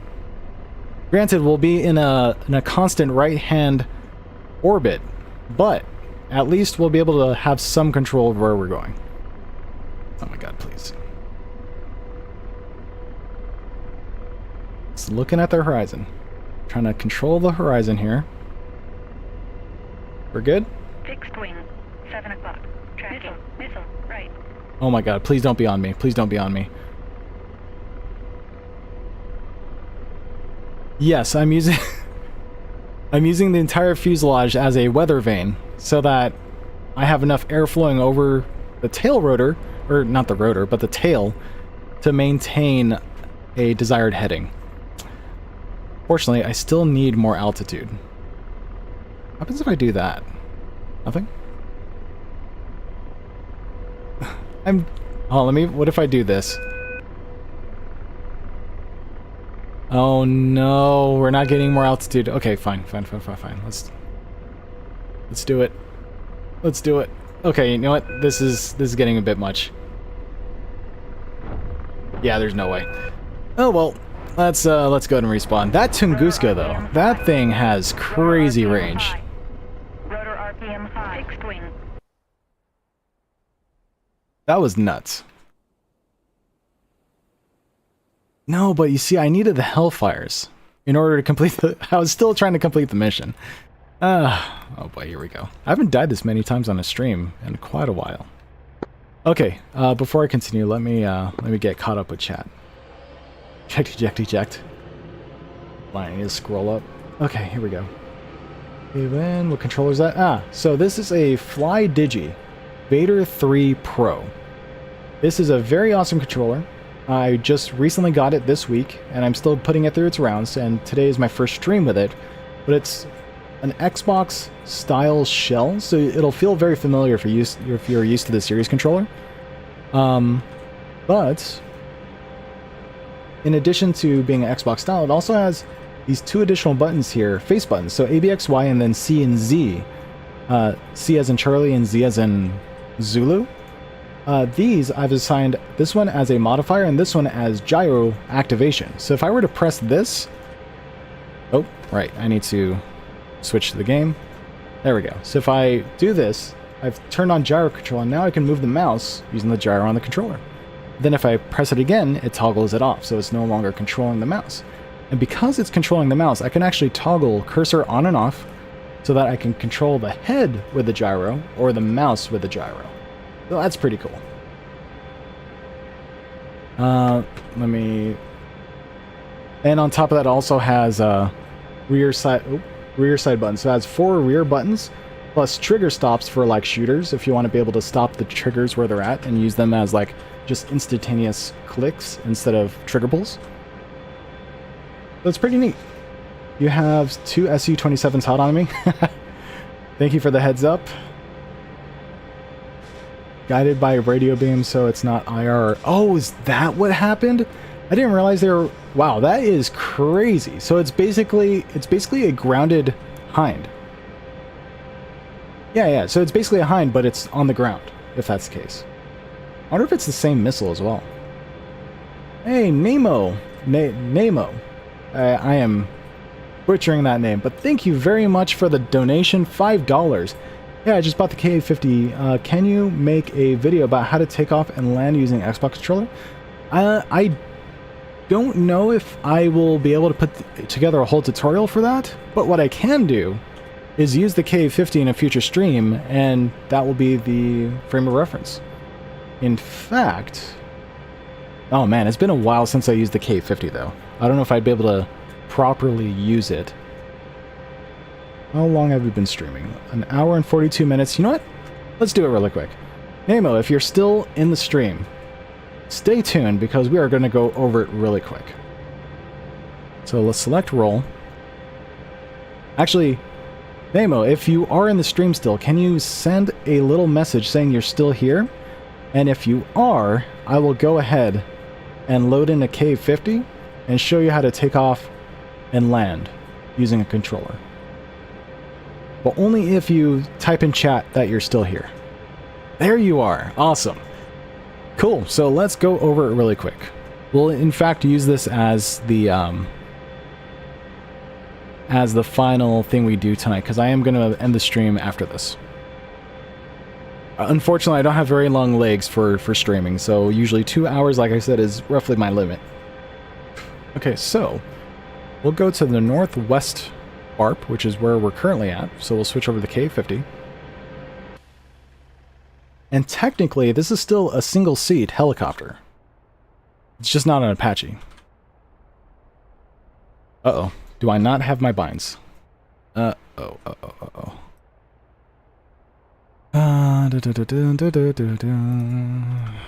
boy.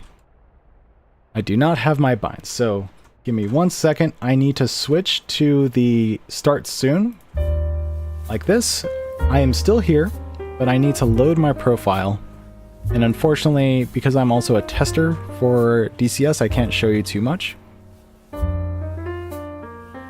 Not that I have all that much to hide, it's literally just different branches of DCS, but still, I want to be cautious. Config, inputs, KA-50. Oh my god, don't tell me I don't have it. I have not used the KA-50 since building my computer. I have no controls.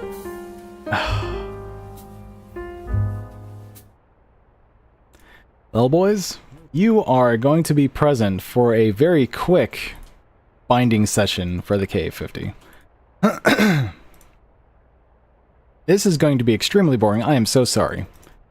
But I cannot ignore a $5 donation and not give some form of satisfaction to that dono. So pitch, roll, pedals, clear again, pedals again. Axis 2, and I'm going to set this to 2 dead zone for this controller because it is a very tight, very tight dead zone. Because it uses, oh, I forgot to mention this. This controller, the FlyDigi Vader 3 Pro, has Hall Effect. Hall Effect thumbsticks. This thing is awesome. which means no stick drift. You will not have to worry about stick drift. But again, I only just got it. There could be glaring issues, and my rose-tinted glasses of just having received this awesome new thing could be completely blinding me to any issues. But this thing is freaking cool. Like, initially, it is freaking cool. Absolute. No, I don't want absolute. I want, a tracker. Where is the Schwal control? It's not absolute controls, it's normal. But it's normally cutoff valve, camera zoom, camera roll, camera horizontal view. No, not that. Where is the Schwal controls? Why is it called absolute Schwal horizontal slew and vertical slew? That it should not be absolute. Because if it is, that's kind of a problem. Alright. Well, let's see what happens. So let's go vertical. This might be a problem if it is what I think it is, but let's just do that. Axis tune. 10 dead zone. Axis tune. 10 dead zone. And I'm pretty sure I'm going to have to invert the vertical. Absolute. Camera. Horizontal view. No, I want horizontal shift. Both modifiers and right stick. And then horizontal vertical shift. Both modifiers and up and down. Axis tune will be 10 and invert. Same thing with this. And an invert. Okay, that'll do for all the axis bindings.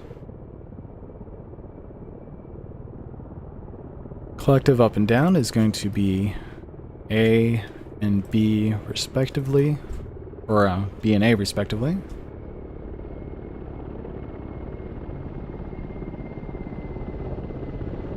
Let's go to cyclic stick. Gunfire is going to be start. Trimmer control is going to be Y.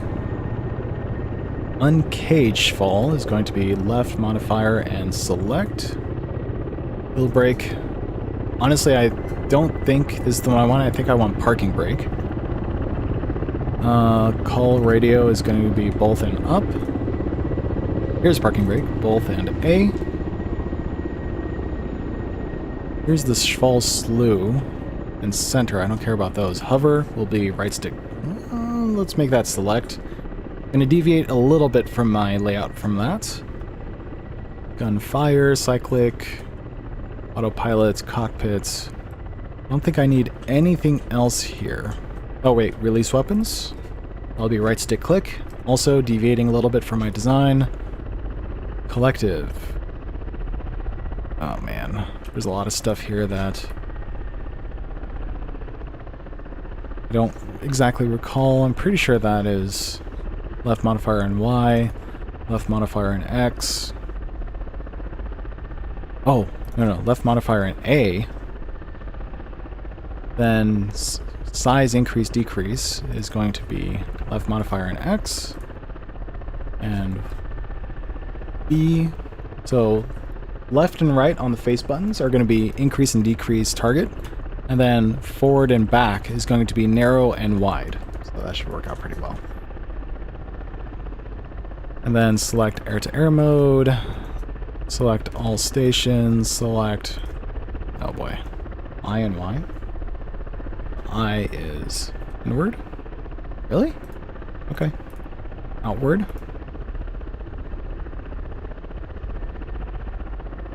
Okay, let's save those changes and then go back out.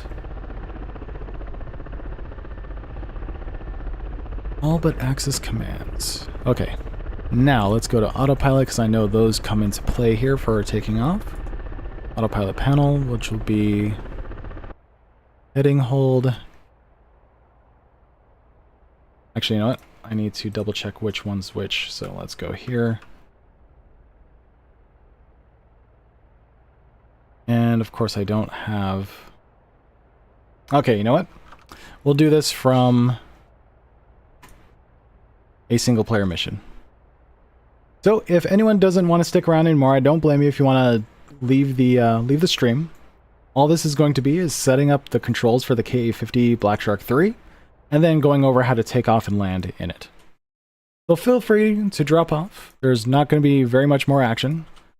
But what I do need is to set these up properly. So pedals trimmer, central position trimmer mode, English, right eye. I like to have this at 0.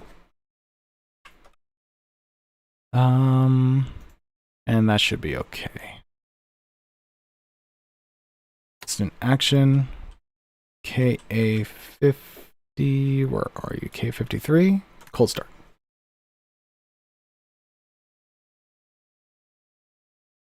DCS University. Yeah, I know, right? Thank you. So pitch is going to be Y, heading is A. So pitch is right modifier and Y.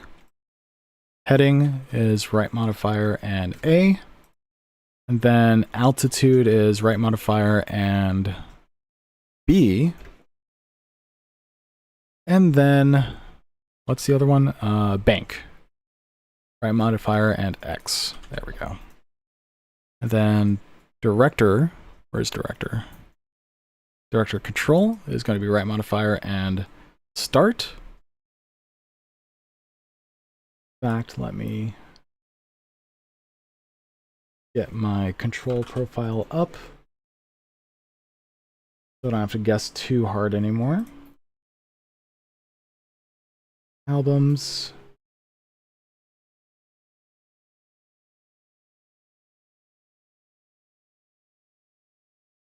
Roll down to the KA50. There we go, Black Shark 3. Even if you don't have Black Shark 3, most of the stuff is going to apply anyways, especially if all we're going to do is go over how to take off and land. Okay, engage route. So let's just do a search for each one of these. Engage route mode. Engage descent mode. Clickable mouse cockpit or force cursor to show on and off, one of the two. You do the same thing.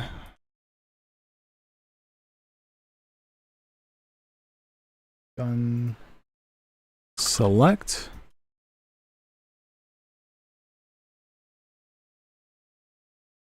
Laser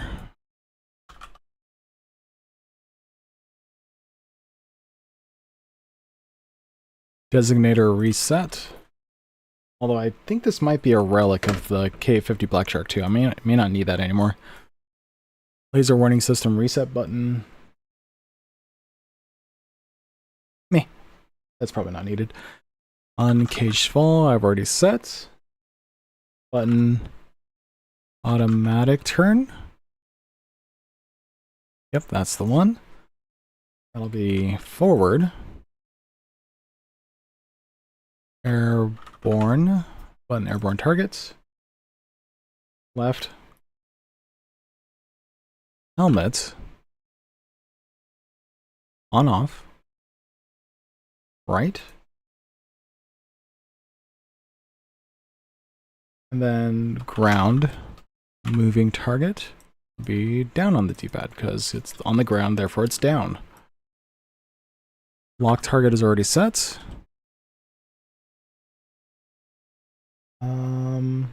PTRS. Oh, of course. Send. PRTS. Did I spell that? Oh, no, I didn't. Okay, good. PRTS. I was about to say, did I spell that wrong in my guide? Send memory, both modifiers, and Y. Target 1 is both modifiers and X. PRTS ingress to targets. Both modifiers and B. And then parking brake is already set.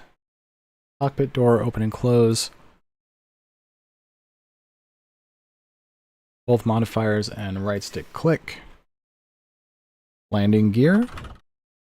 It's just called gear. Yep, gear lever. Both modifiers and left stick click. Target reset.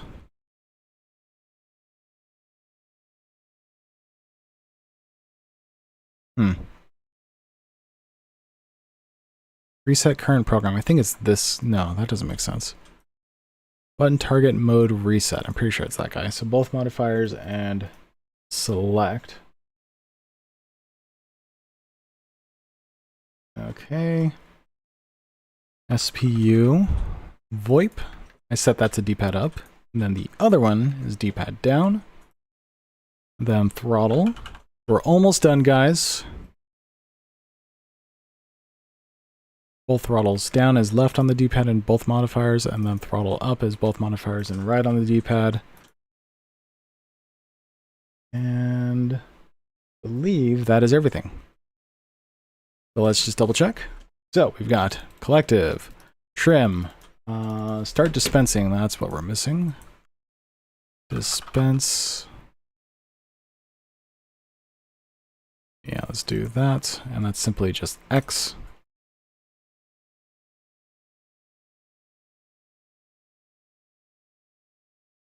All right, let's double check again. So collective, trim, start dispense, release weapons, laser warning reset.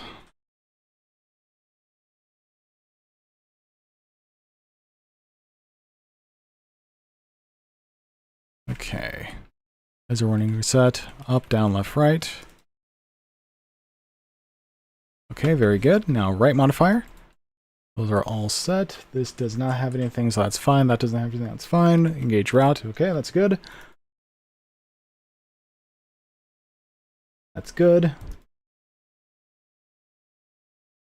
PRTS to all is set to both modifiers and start. And then target reset I already set, so let's go back. So there. Okay, we're good. Alrighty, so Nemo. I really hope I'm pronouncing that right. Let's go ahead and just go over really quick how to take off and land. So we'll just go to runway takeoff in the instant action mission for the K-53. This also applies to K-50 Black Shark 2, so if you have one or the other, it shouldn't matter. It'll just look a little bit different in the cockpit. And let's just make sure we have these set. Right, left. Okay, we do. Okay, so to take off in the Ka-50, like let's say you just want to take off normally. So generally speaking, when you're using the Ka-50 especially, because it has an autopilot system that is meant to reduce the workload on the pilot, what you need to do is you need to press and hold the trimmer button before you begin making maneuvers. So the trimmer button, based on my layouts, is the Y button on your controller, which is the top face button. You need to press and hold that, and then start maneuvering your controls. Now, if you notice, it's probably a little difficult to press and hold the Y button, and then also press the collective for up and down on the collective, so B and A, because these three buttons are all being used by your thumb, so it's difficult to hold the Y and manipulate collective. So what I do is I take my index finger and I wrap around into a claw grip and hold the Y button with the index finger. I then use my middle finger for the right trigger, so this will control the pedals. And then the left side will just be normal, so it'll just be thumb on the cyclic or on the left stick and then index finger on that trigger. So this way I'm always holding down the trimmer switch with my index finger. Now my right thumb is free to put the collective up and down. Now, that said, it's actually a lot easier for me to do that with this controller if I wanted to, but I'm not going to. I'm just mentioning this because this is a fancy controller. It's hard to see, but there are 4 buttons here. There we go. There are 4 rear buttons, and I have this one that is here next to the grip mapped to the Y button as well. So I don't have to do the claw grip, but I will do it for this demonstration. Okay, so first things first. Well, first things first, let me disconnect from SRS because that was being broadcasted on 124. So there we go. So now that we have that out of the way, let's go over the basics. Again, press and hold trimmer.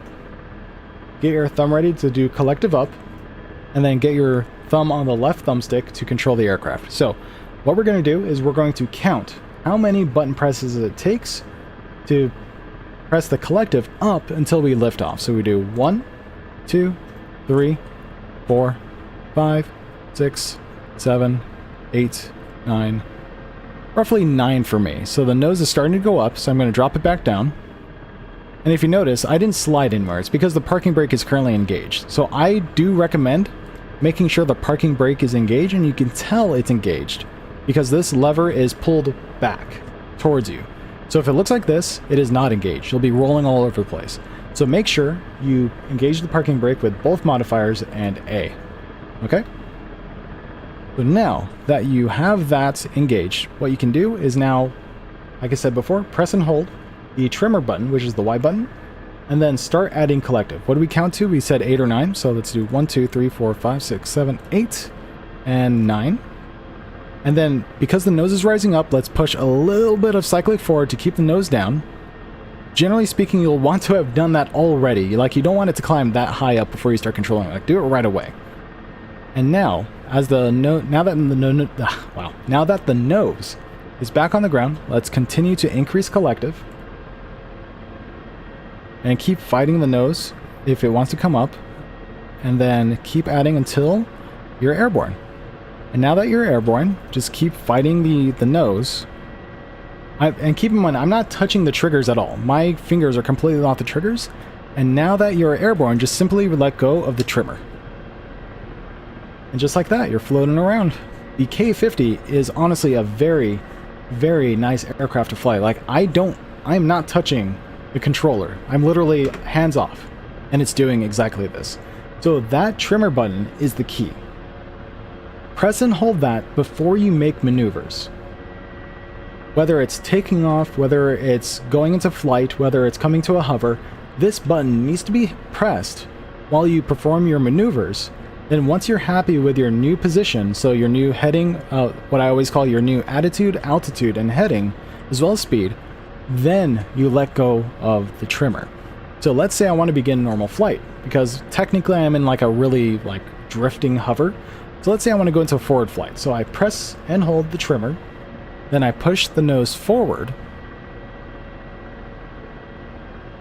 And one of the things I'm always looking at is my vertical speed indicator. Vertical speed indicator is this guy here. So where my mouse cursor is right now, this indicates how fast I am climbing or descending. My eye is always looking at that, no matter what. Because if I want to maintain a set speed at a certain altitude, I want to make sure I get enough forward speed while also keeping that needle as close to 0 as possible so I'm not climbing or descending.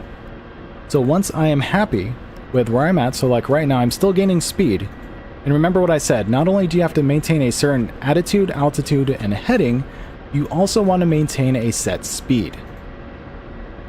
So once you start seeing your speed slow down, while also maintaining your desired attitude, altitude, and heading. So like right around now is when I want to like start saying, okay, this is fast enough, so I'm going to let go of the trimmer, let go of the controls, and now it's going to maintain exactly what I gave it. So if you notice, we're now maintaining roughly 180. We're also maintaining the current altitude. Granted, there's a slight climb because we're increasing speed still. And we're also maintaining our current heading that we told it to maintain. So that's how you go into like actual forward momentum.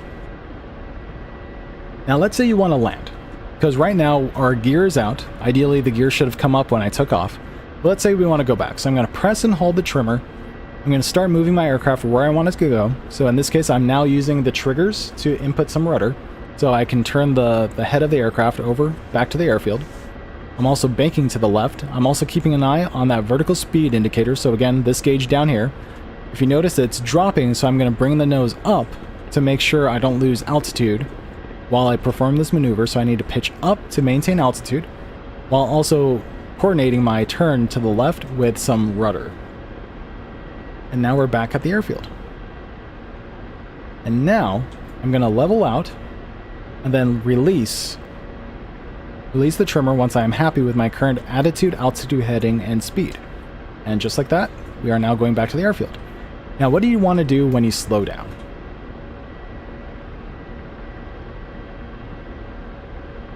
Oh, I wonder when we can do this on AH-64D. Currently, oh, yeah, I was flying the Apache the entire stream. Like, you're catching at the tail end when someone donated $5 to go over the K-50. So I'm going over the K-50. Alright, so let's say we want to come to a landing. So let's press and hold the trimmer. And now let's begin maneuvering to come to a standstill. So, again, I have a desired altitude, and that is my current altitude. Meaning I don't want this VSI to climb, nor do I want it to decrease and go down, because that's even more dangerous. Because especially at a hover, if this VSI drops below 500 feet per minute, you risk going into VRS, which is going to ruin your day. So what I want to do is press and hold the trimmer. Then I want to start taking away the collective. And as I take away the collective, you notice the VSI drops. So in order to combat that, I have to pull back on the stick to bring our altitudes, our vertical speed, back up to 0. So, but because I've reduced the collective and because I have to pull back the stick to fight that drop in my vertical speed, we are, as a result, slowing down. So if you look up here, it's saying 170 and dropping, because I had to trade airspeed if I wanted to maintain altitude at my current collective setting. Again, I only dropped it a couple clicks. Okay, and ignore that, it's just saying rotor ice. It means I have to engage the pitot heat. But it's okay. So right now I'm not touching the collective. I've only clicked it probably 2 or 3 times, and all I'm doing is maintaining my current altitude with some pitch back. Now if you notice, the aircraft is shaking, and I have to pull back the aircraft so much in order to maintain this altitude that I can't do it anymore. I've come to a stop. If you notice, on the HUD, there's this line now that I'm going so slow, there's this line in saying, hey, you're basically in a hover and you're drifting in this direction. So because I cannot pull back anymore, I need to start adding collective to stop my descent. And again, I'm not touching the rudders at all. All I'm focusing on is just my cyclic and my collective while holding down the trimmer.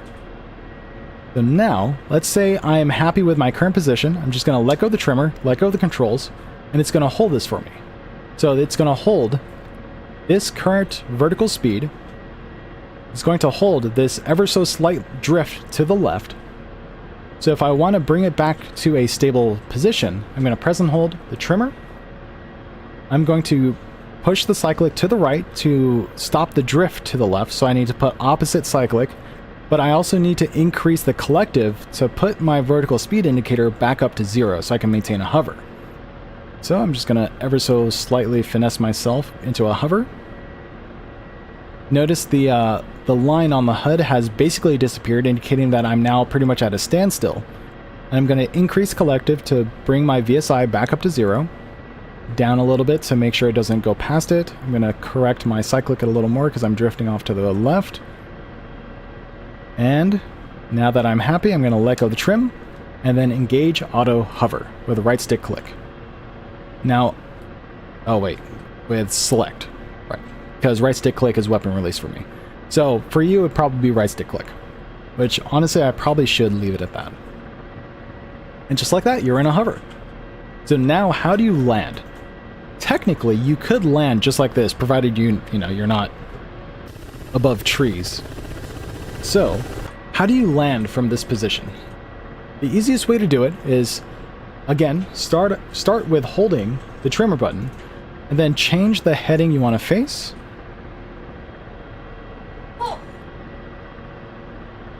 So let's say we want to face back towards the airfield, and then push the nose ever so slightly. Again, I'm still holding the trimmer, so that this needle, the stick on the HUD, starts gaining speed in that direction. And then I will simply let go of the trimmer once I'm happy with the forward airspeed. And keep in mind, it's currently at 25. I can't remember if this is kph or something else, but I'm pretty sure we're at 30 kph. Then let go of the trim. But let's see what happens. You notice the K-50 wants to actually stay put with where it's at. So I told it, hey, I let go of the trimmer, at a certain point in space, and it says, okay, let me hold you at that certain point in space.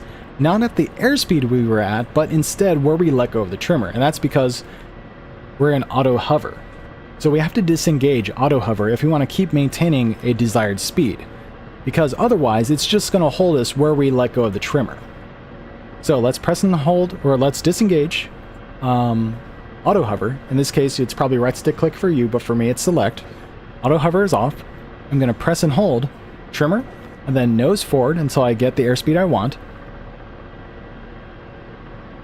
So let's say I want 30 kph. Once I hit 30 kph, I'm going to slow down until I kind of stabilize on roughly 30.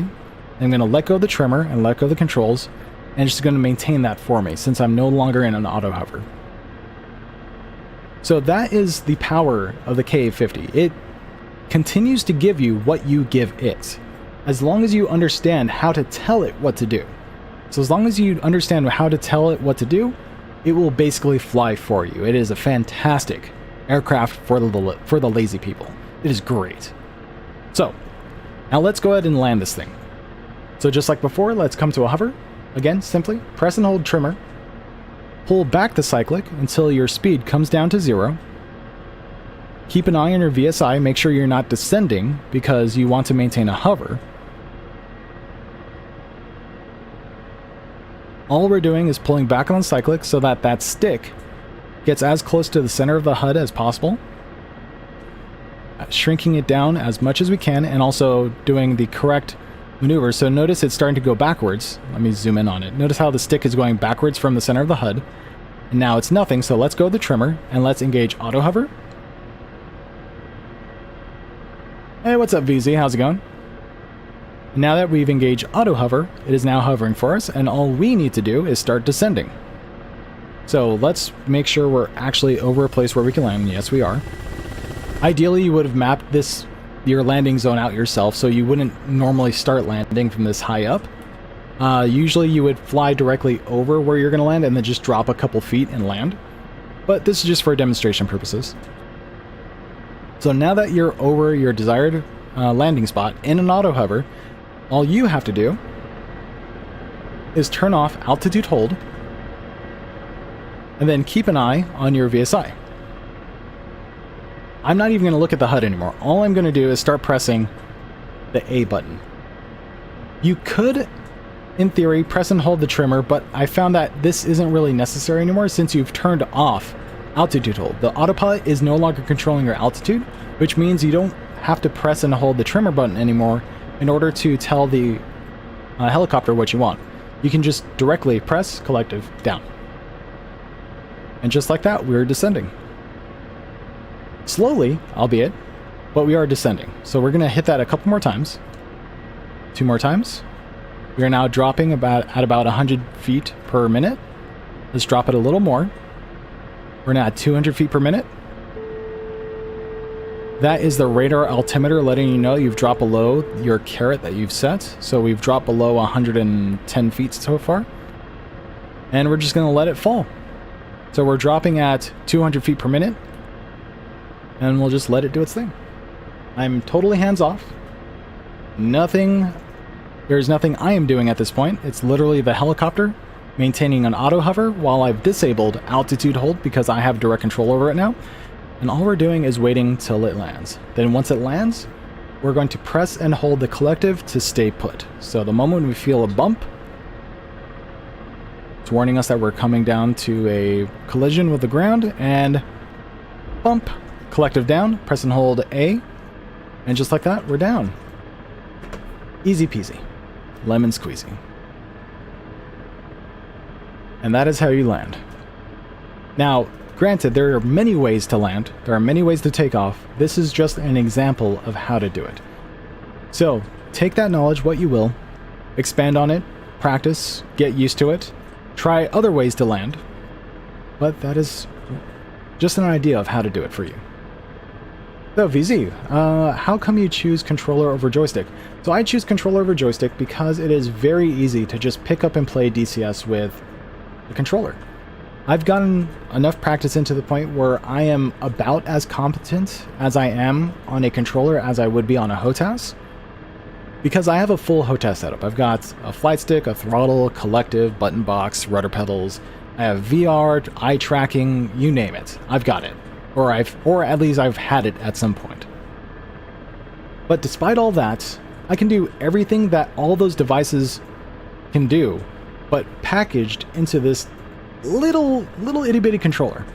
So I can look around as if I had head tracking, but in this case I'm just controlling the mouse with the right stick. I can control pitch, roll, rudders with the triggers. And on top of that, I can toggle force cursor to show on and off, and now I suddenly have a mouse without reaching over to grab the mouse. It's literally everything is on my gamepad. Basically this entire stream, except for when I had to press like F1 or something, or had to navigate the main menu. Not that I needed to do that, but most of this stream has been spent with my hands on this controller.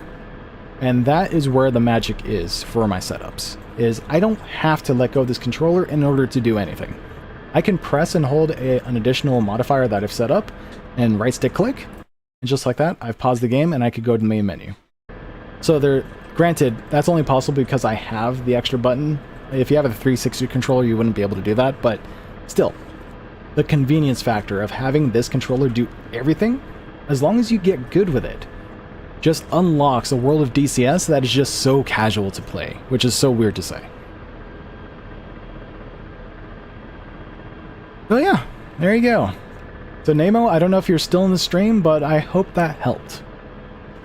How do you click with a controller? So, the way you click around with the controller is using Steam. And I have a guide on my YouTube channel, so if you're watching clearly you're watching my YouTube channel right now because I'm live on it.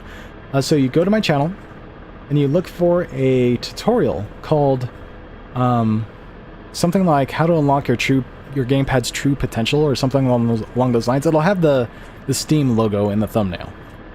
That will teach you how to set up mouse control on your right stick so that you move the mouse with your right stick, and the right bumper will be mouse left click, and then the left bumper will be mouse right click. I don't know if I'm planning on creating another tutorial, but I've also set it up so that my triggers are also mouse scrolling. So if I hold down the left bumper and then pull the left or right trigger, you'll notice I can zoom out and zoom in. That's because I have mouse scroll bound to those triggers while holding down the left bumper. That allows me to do stuff like, let's say for example, I go to a rotary. Where is a rotary in the KA50? I think this guy. Yeah, this guy. So let's say I want to twist this dial. Normally I'd have to hold down click and then move the right stick to move this around. Or I can hold down left bumper and then pull right trigger, or hold left trigger. And that will mouse scroll it, which means it's rolling the axis. So that's super convenient. So it has multiple use cases. It can scroll controls while also, or in camera control, it'll zoom in and out. So it's like a double use case. So it's really nice. Nemo, thank you. Oh, thank you so much for the additional donation, man. That is nuts, dude. I am very appreciative of the $10. Thank you so much. You saved me so much money on this one. I gave up twice on DCS before finding your channel. Thanks to you, I can fly F-16 using Xbox controller. Now I have to work on the Black Shark. Appreciate you. Thank you so much, Nemo. I'm glad I was able to help you. This is the whole reason why I made these tutorials to begin with, to show people, not only show them how to do it, but also what's possible with it. Because even if you can tell people this is how you set up your controller, they won't believe that it's even viable in the first place. So I do my best to provide an example of what all is possible in DCS with something as simple as an Xbox controller. I mean, to be fair, this is a fancy Xbox controller, but still, everything I did is possible. Everything you just saw is possible with a normal Xbox controller. DCS never give up. You fly with a controller as well? Hey, we're all gamepad buddies. That's all that matters to me. Represent, share the love, and also spread the good word of the gamepad, because I want to start a cult for gamepad use in DCS. In fact, I'm actually thinking about making... So I have a Discord channel that I've more or less finished setting up, but I don't know if I want to make it public yet because I just don't want to like go through the effort of moderation and keeping track of everyone, keeping people engaged. Because as is, my upload schedule is pretty meager. Like I don't upload very much at all.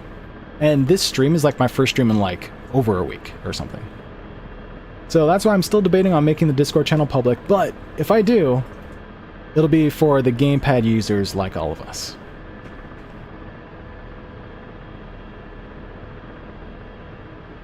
You fly with the controller both F-18 and 64D.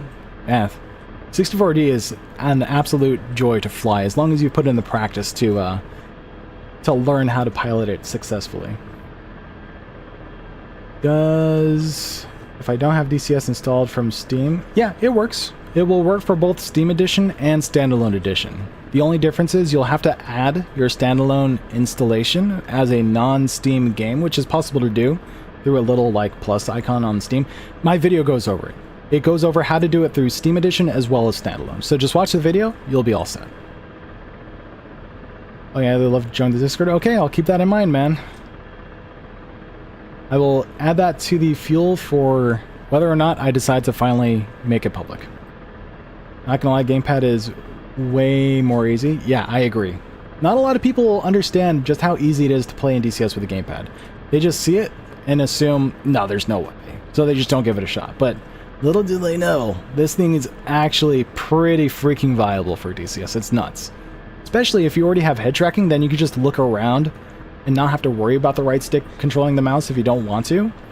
But it's all there, packaged into the Gamepad, if you literally have nothing else. So, anyways. Yeah, I'm practically doing it every day on AH-64, streaming on channels sometime, getting whacked too. Learning each day. Yeah, I feel you on that one. I got shot down like... You can ask whoever was tuned in earlier, but I got shot down like at least 3 or 4 times tonight. So once I end the stream, feel free to go back, watch the VOD. Are they even called VODs on YouTube? I don't know if they're called on YouTube. But check it out. It's probably going to be entertaining to watch. Anytime I die, it's usually pretty entertaining. Okay, so but before I go, you mentioned you wanted some pointers on the AH-64D. While I load up a quick session on the AH-64D in single player, can you let me know what you'd like me to go over? So while you type that out, I'm going to quit. Go to close, go to instant action, go to AH-64D Apache, and runway start. Notice my hands have been on this controller that whole time. That's how viable this setup is, man.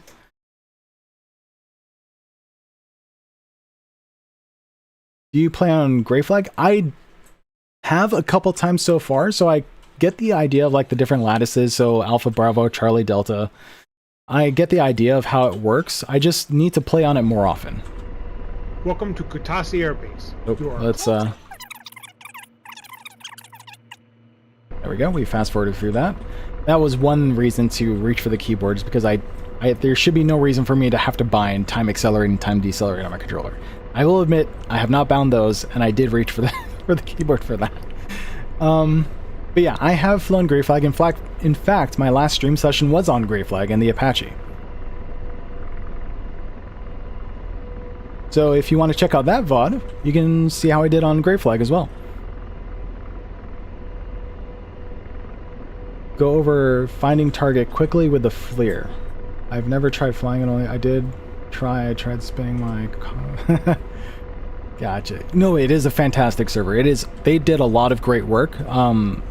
Grey Wolf, the guy who voices Jester, I believe, he did a lot of great work on that server to realize his idea and make it a thing for everyone else to enjoy. It is a fantastic server. That's why it's called Grey Flag. Grey Wolf, Grey Flag, etc. At least I'm pretty sure that's the inspiration for the name. Okay, so how to find targets quickly in the AH-64D Apache. And I assume you'll probably want as the CPG, right? So let's just press both modifiers and right stick click to switch to the CPG seat. We already have control, but if you don't already, it's both modifiers and left stick click to request control. Then you'll bring the controls to your lap, and now you can control it. Okay, so let's go over how to find targets quickly using the FLIR. First off, we need to get in the air. So I'm going to press and hold. Again, I'm going to assume you guys have a normal Xbox controller, so I'm going to use the Clawgrip style. I'm going to use my index finger on the trimmer, which is Y, and then control the collective with A and B. Although, because of the way the Apache works, technically you don't have to hold down the trimmer. It's going to do its best to fight and give you a stable takeoff no matter what. So like if I were to just only press collective up, it's not going to be great. But you'll have to do a little bit of combatants against its tendency to do a right roll. So I'm just constantly pressing collective up. And one thing to note is the collective in the Apache moves a lot slower compared to other modules that are helicopters. So that's one thing you'll need to get used to in the Apache. But it's for the best. It's actually really nice to have such a slow collective, because it gives you more time to react to something like this. If I did not react to that, I would have rolled over and died. So I'm going to add a little bit of left cyclic, and then keep doing collective up. And just like that, we are airborne. So all I'm really doing is inputting just a little bit of cyclic, but the Apache is maintaining my heading because there's enough authority in the autopilot system, or the SCAS, or SAS, I don't know the exact term, that it is capable of maintaining the heading as is. So you don't really have to press and hold the trimmer, but if you need a new point of reference, that's when you start doing it. So now that we are airborne, let's go ahead and take off. So I'm just going to grab the controls. Now I'm going to press and hold the trimmer. And while pressing and holding, I'm going to fight its tendency to roll to the right now because we disengaged the autopilots, or rather the SCAS. And now it's all up to us to stabilize the aircraft ourselves into a normal flight. So I'm using combinations of left trigger for left pedal, as well as cyclic control. I'm not touching the collective. All I'm doing is just building up speed. I'm keeping an eye on the VSI, which is on the right side of the IHADS right here. I'm making sure we're in a slight climb while also increasing our airspeed. I'm still holding down the trimmer. So once I'm happy with my attitude, altitude, heading, and speed, I'm going to let go of the trimmer. Then I'm also going to engage attitude hold. So it's right modifier and start. And now it will do its best to maintain this particular direction using the autopilot instead of SCAS only. I don't want to like make this a proper tutorial because I don't know the right terminology. At least it's not really solidified in my head yet. But just keep in mind there's a difference between autopilot, like an autopilot hold mode, SCAS, or the stability augmentation system, which is represented by these green bars and green pluses, and this single green plus sign, and also just direct controlling your aircraft. There's difference between all of those. But it's best to go to like a proper tutorial to learn more about that. All you need to know is once you have this attitude hold engaged, what you should be doing to change your attitude, just like with the K50, you should be pressing and holding the trimmer, and then adjusting your cyclic, your pedals, and your collective to your new desired attitude, altitude, heading, and speed. So let's turn around this way, and we're going to fly towards our first waypoint, which is in this direction. We're going to pretend we don't know where that's at, and we're just going to fly like aimlessly down this way. So we are now going to continue holding the trimmer, and we're going to stabilize on our new desired attitude, altitude, heading, and speed, all those things. And once we're happy with where we're at, so where we're facing our current altitude, our current speed, and once it's stabilized, that is when we can let go of the trimmer hat, or the trim switch. So this looks pretty stable. Everything is stable, including the speed, to let go, and it's going to maintain that for us because our attitude hold mode is still on. So now that we've done that, let's go ahead and switch to the TAD sight select. So right modifier and D-pad right. We have now selected the TADs, so now we can slew it around. We're going to get rid of the IHADS display by doing both modifiers in A. And now let's look for targets. We know targets are generally around waypoint 1, so let's go ahead and select that as our acquisition source. So let's go to Chord, Waypoints, and then Waypoint 1. And now, if we press D-pad down, that will slave our TADs to that location. So with it slaved to that location, let's hold left modifier and D-pad up to zoom in all the way. If you notice, it's a point in the air. So what we want to look for is somewhere below this point in 3D space. So let's look out the cockpit, make sure we're in our desired attitude, altitude, heading, and speed. Looks like we're dropping a little bit, so what I'm going to do is I'm going to press and hold the trimmer. I'm going to control the aircraft. This time we don't have the symbology, but I'm just using reference points of the terrain outside to get an idea of what my aircraft is doing. And once I'm happy again, I will let go of the trimmer and let the autopilot hold mode do the rest. Okay, so let's zoom back in. Now, what we care about is somewhere here. So let's zoom out, find a zoom level that will help us, and then unslave. Here we can slow down to the ground and see if what we care about is visible yet. Radar. And there it is. 5 o'clock. Searching. So that's one way to find targets. Another way to find targets is while you have your TADs as the selected site. So if you notice, I just did HMD site select, which means we have our flight symbology, but if I do TADs, we have this again. You have to be in TADs in order to do this. We'll also zoom out to the widest field of view, which is D-pad right while holding left modifier. And then we'll change our acquisition source from waypoint 1 to gunner helmet sight, GHS. And now, if we bring up our IHADs and then slave, the TADS is now following our head. So wherever we look is where the TAD is looking. So if we're looking around the environment and say, oh, this looks pretty interesting, let's take a closer look at, let's say, I don't know, let's say this building here. We're going to unslave at that point. And now we are going to remove the IHADs, zoom in, and now we're looking at that target area with the TADs directly with our right stick. So we're slewing around with this instead of our head. But let's say it was like, we don't care about anything, or so let's go ahead and bring up our IHADs and then re-slave. Since our gunner helmet sight is still our acquisition source, it is now retied back to our head, and now we're looking around again. And this is useful for finding random targets just based on your Mark 1 eyeball, so just looking out the cockpit. This also helps if you see a plane in the sky and you say, okay, let's move this over to the plane. We'll unslave, we'll look back down, and then we'll engage linear motion controller and then start chasing the plane with our TADs. And we can start chasing it down. We can like just keep an eye on it and then laze it if we wanted to, and potentially fire a radar hellfire at it if you needed to defend ourselves. Granted, you're probably not going to hit it, but it's just one way to do it. Okay, I'm gonna catch back up with chat and make sure I'm not like missing anything because I just went off on a tangent. Give me 1 second, let's read through. Great server, talking about Gray Flag, how do we find these servers? So, I mean, word of mouth. The best thing to do is just hop into like the DCS Discord, the official Eagle Dynamics Discord for DCS, and then ask around there. They'll point you to the best locations, the best servers, depending on what you want to do, PvE, PvP, whatever. Yep, it's the inspiration. He was just flying in the Mariana server earlier. Oh, cool, man. I heard that he just released a gray flag for Mariana, so that must be what that was. Game tank. Yep, roll over and die. That's me. This is DCS Gamepad University. That should be this. I will consider renaming it, but unfortunately, the House of Gamepad is more or less what I've settled on. I might change it, we'll see, but for now, it is the House of Gamepad. Or debatably, maybe Church of Gamepad, but I didn't want to make it that obvious that it's a cult.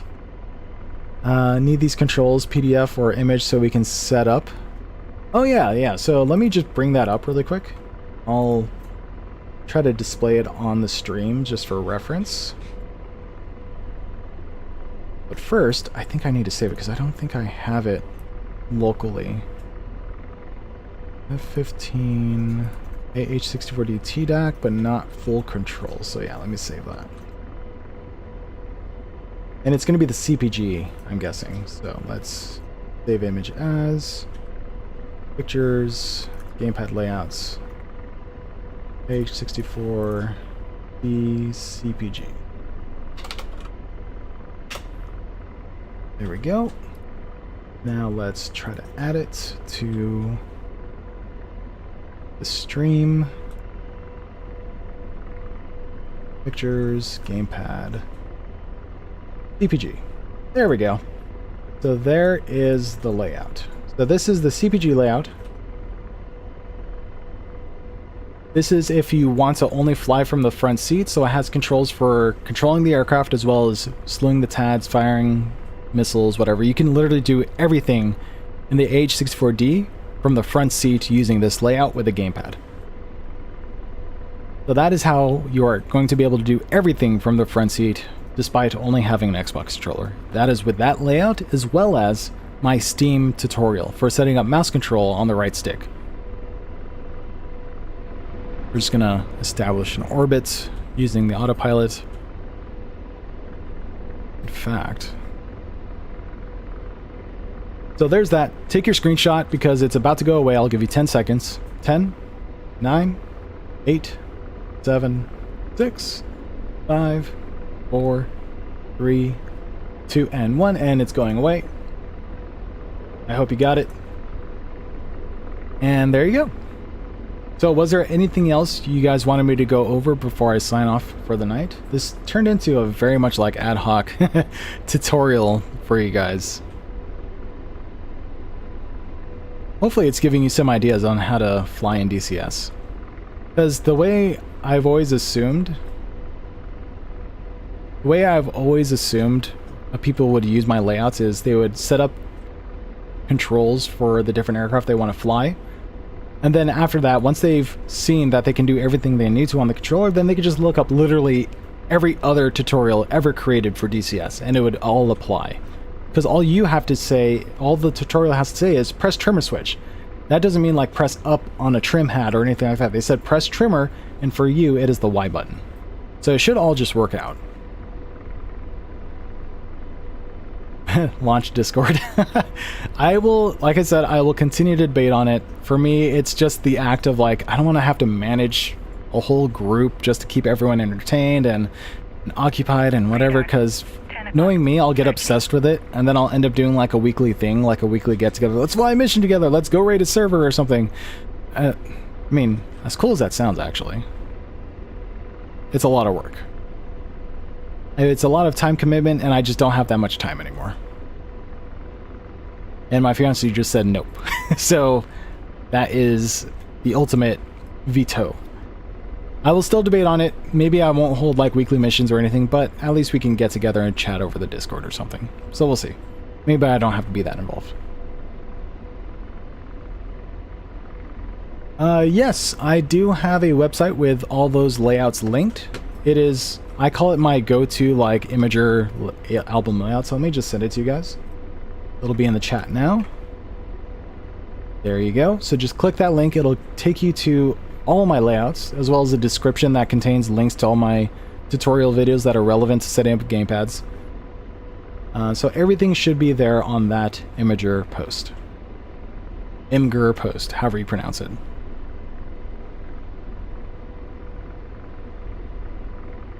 You should treat it like Hellfire, put some bots in. That's funny.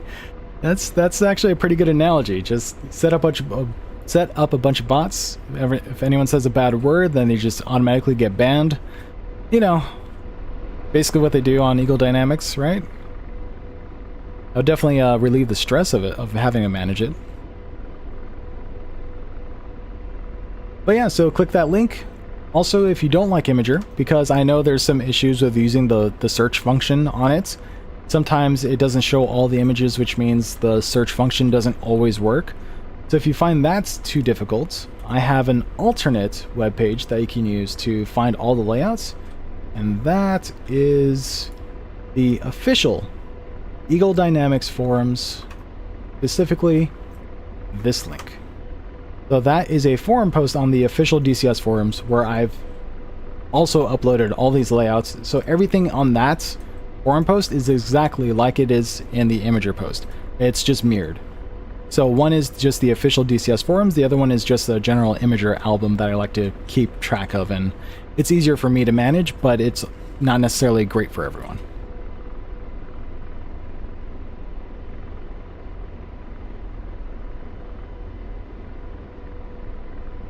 Alrighty guys, we are currently 2 hours and 40 minutes into the stream, so unfortunately I am going to have to call it quits, but before I do, let's do a little bit of low-level flying and just have a little fun with the Apache. Let's go into the back seat and start flying around. just enjoy the Caucasus Mountains and eventually end it by dying. SAS saturated. Why is SAS saturated? Oh, right, because altitude hold is set. So let's just fly around and have some fun, and then we'll call it quits once I crash and burn. Which I might just force at some point, because, who knows, maybe I won't die.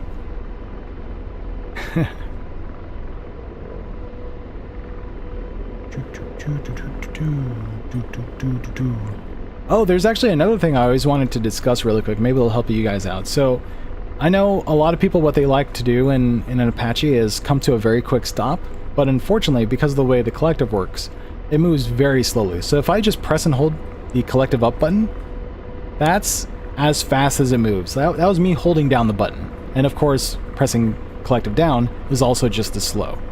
So how do you use that to your advantage to come to a stop as quickly as you can, despite the collective moving so slowly? So we're going to step up our speed. I'm increasing the collective so that we have like right around 100% torque, so we could get the most amount of speed out of our aircraft. And then once I've stabilized at like 120 knots or something, I'll show you guys how I come to a stop. So let's fly back over the waypoint 1 and past it. So we're over some flat land. So whenever you're flying nape of the earth, so NOE, nape of the earth, you want to trim it so that when you let go of the trimmer, your flight path marker and the diamond, which is your center datum line, are lined up. That way, as you fly around through these mountains, you know that where you're facing is where you're going. So this is useful for nape of the earth flying when you have to avoid obstacles and things like that. But if you're flying at altitude, you want to fly as efficiently as possible. So when you press and hold the trimmer, you want to trim so that the ball that is at the bottom of your IHADS here, this green circle, you want to trim so that it is in between these two lines at the center. And I'm doing that using rudder. So I'm holding left trigger just enough to get that ball nice and centered. And then I'm also adjusting my cyclic so that I am flying straight and level. And once I'm happy with my current attitude, altitude, heading, and speed, and it stabilizes, like right around there, I let go of the trimmer, and technically this is the most fuel efficient way to fly because you're weather vaning into any kind of like side slipping wind, and this will give you the best air, like the best way to cut through the air as you fly. So it's the most efficient way to fly. So if you want to fly more efficiently, you do this, but if you want to fly safely because you're flying low to the ground, you trim like this instead. Even if it means you have to roll to the left this much just to stay going straight, then that is what it is. All right, so let's go ahead and fly down to the ground, and I'll show you guys how to stop. So let's say you're flying at like 125, 130 knots, right? And you want to come to a stop. Well, unfortunately, because you can only move the cyclic so fast with a button press, what you have to do is work with it. So say I want to stop here. I press and hold the trim, and then I start lowering the collective. So I press and hold the collective down. I'm continuing to hold it down. Then I pull the nose up to fight that drop and keep my VSI as close to zero as possible. Sometimes your collective is so far down that there is no pitch authority you can give it that will fight that VSI and keep it at zero. So like right now it's at zero, and all I'm doing is pressing collective up to maintain that at the 0 point while I continue to slow down. So if it ever drops, I press collective up. If it ever increases too much, I press collective down.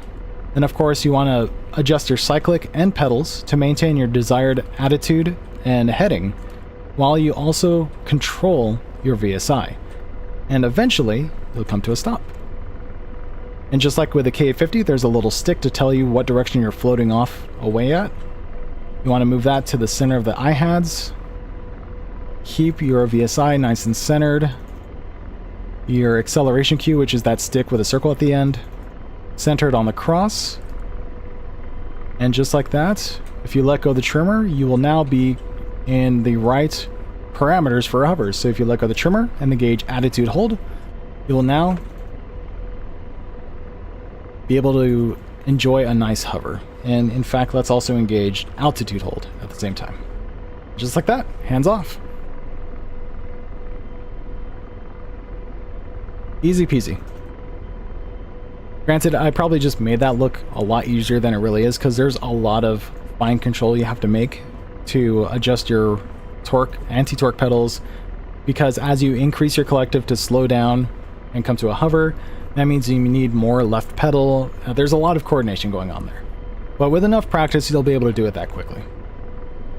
And then, of course, if you want to get back into a forward flight, just disengage your attitude and altitude holds. Just pitch the nose forward, get some airspeed, pitch it back up, and just like that, you're flying. I didn't even touch the collective at all there. Like, I have yet to touch the collective, I have yet to touch the anti-torque pedals. Well, now I'm going to start touching the anti-torque pedals because I'm kind of drifting off to the left. Now I'm going to press and hold the trimmer, give myself the attitude, altitude, heading, and speed that I want, stabilize on those desired points, let go of the trim, now engage attitude hold mode, and just like that, we're off. Easy peasy. Okay, let's die. Because I am tired. Alright guys, thank you so much for joining along. This has been a great stream. I'm glad everyone has enjoyed themselves and watching me do random stuff and die and fly fake aircraft in some simulator. It's kind of crazy that people actually enjoy this stuff. So thank you so much for joining along. But that'll be it for me tonight. So thank you all for watching. If you like this content, feel free to give me a like, give me a subscribe, give me a follow, whatever it is YouTube is asking you to do nowadays. And tune in next time for some more DCS World live streams. I might do this more often, we'll see. At least once a week, if not more. But we'll see how that goes. I'm usually not able to maintain that. Take care, guys. Have a nice day. Is there another aircraft on this map? No, of course not. So let me just end this with a little cinematic roll. Can I, like, look to the left as it... No, of course not. I'll just have to leave it at that. Look at the cinematic move across this Apache, even though I can't turn my head from this position. Wow. Anyways. Alright, guys. Have a nice day.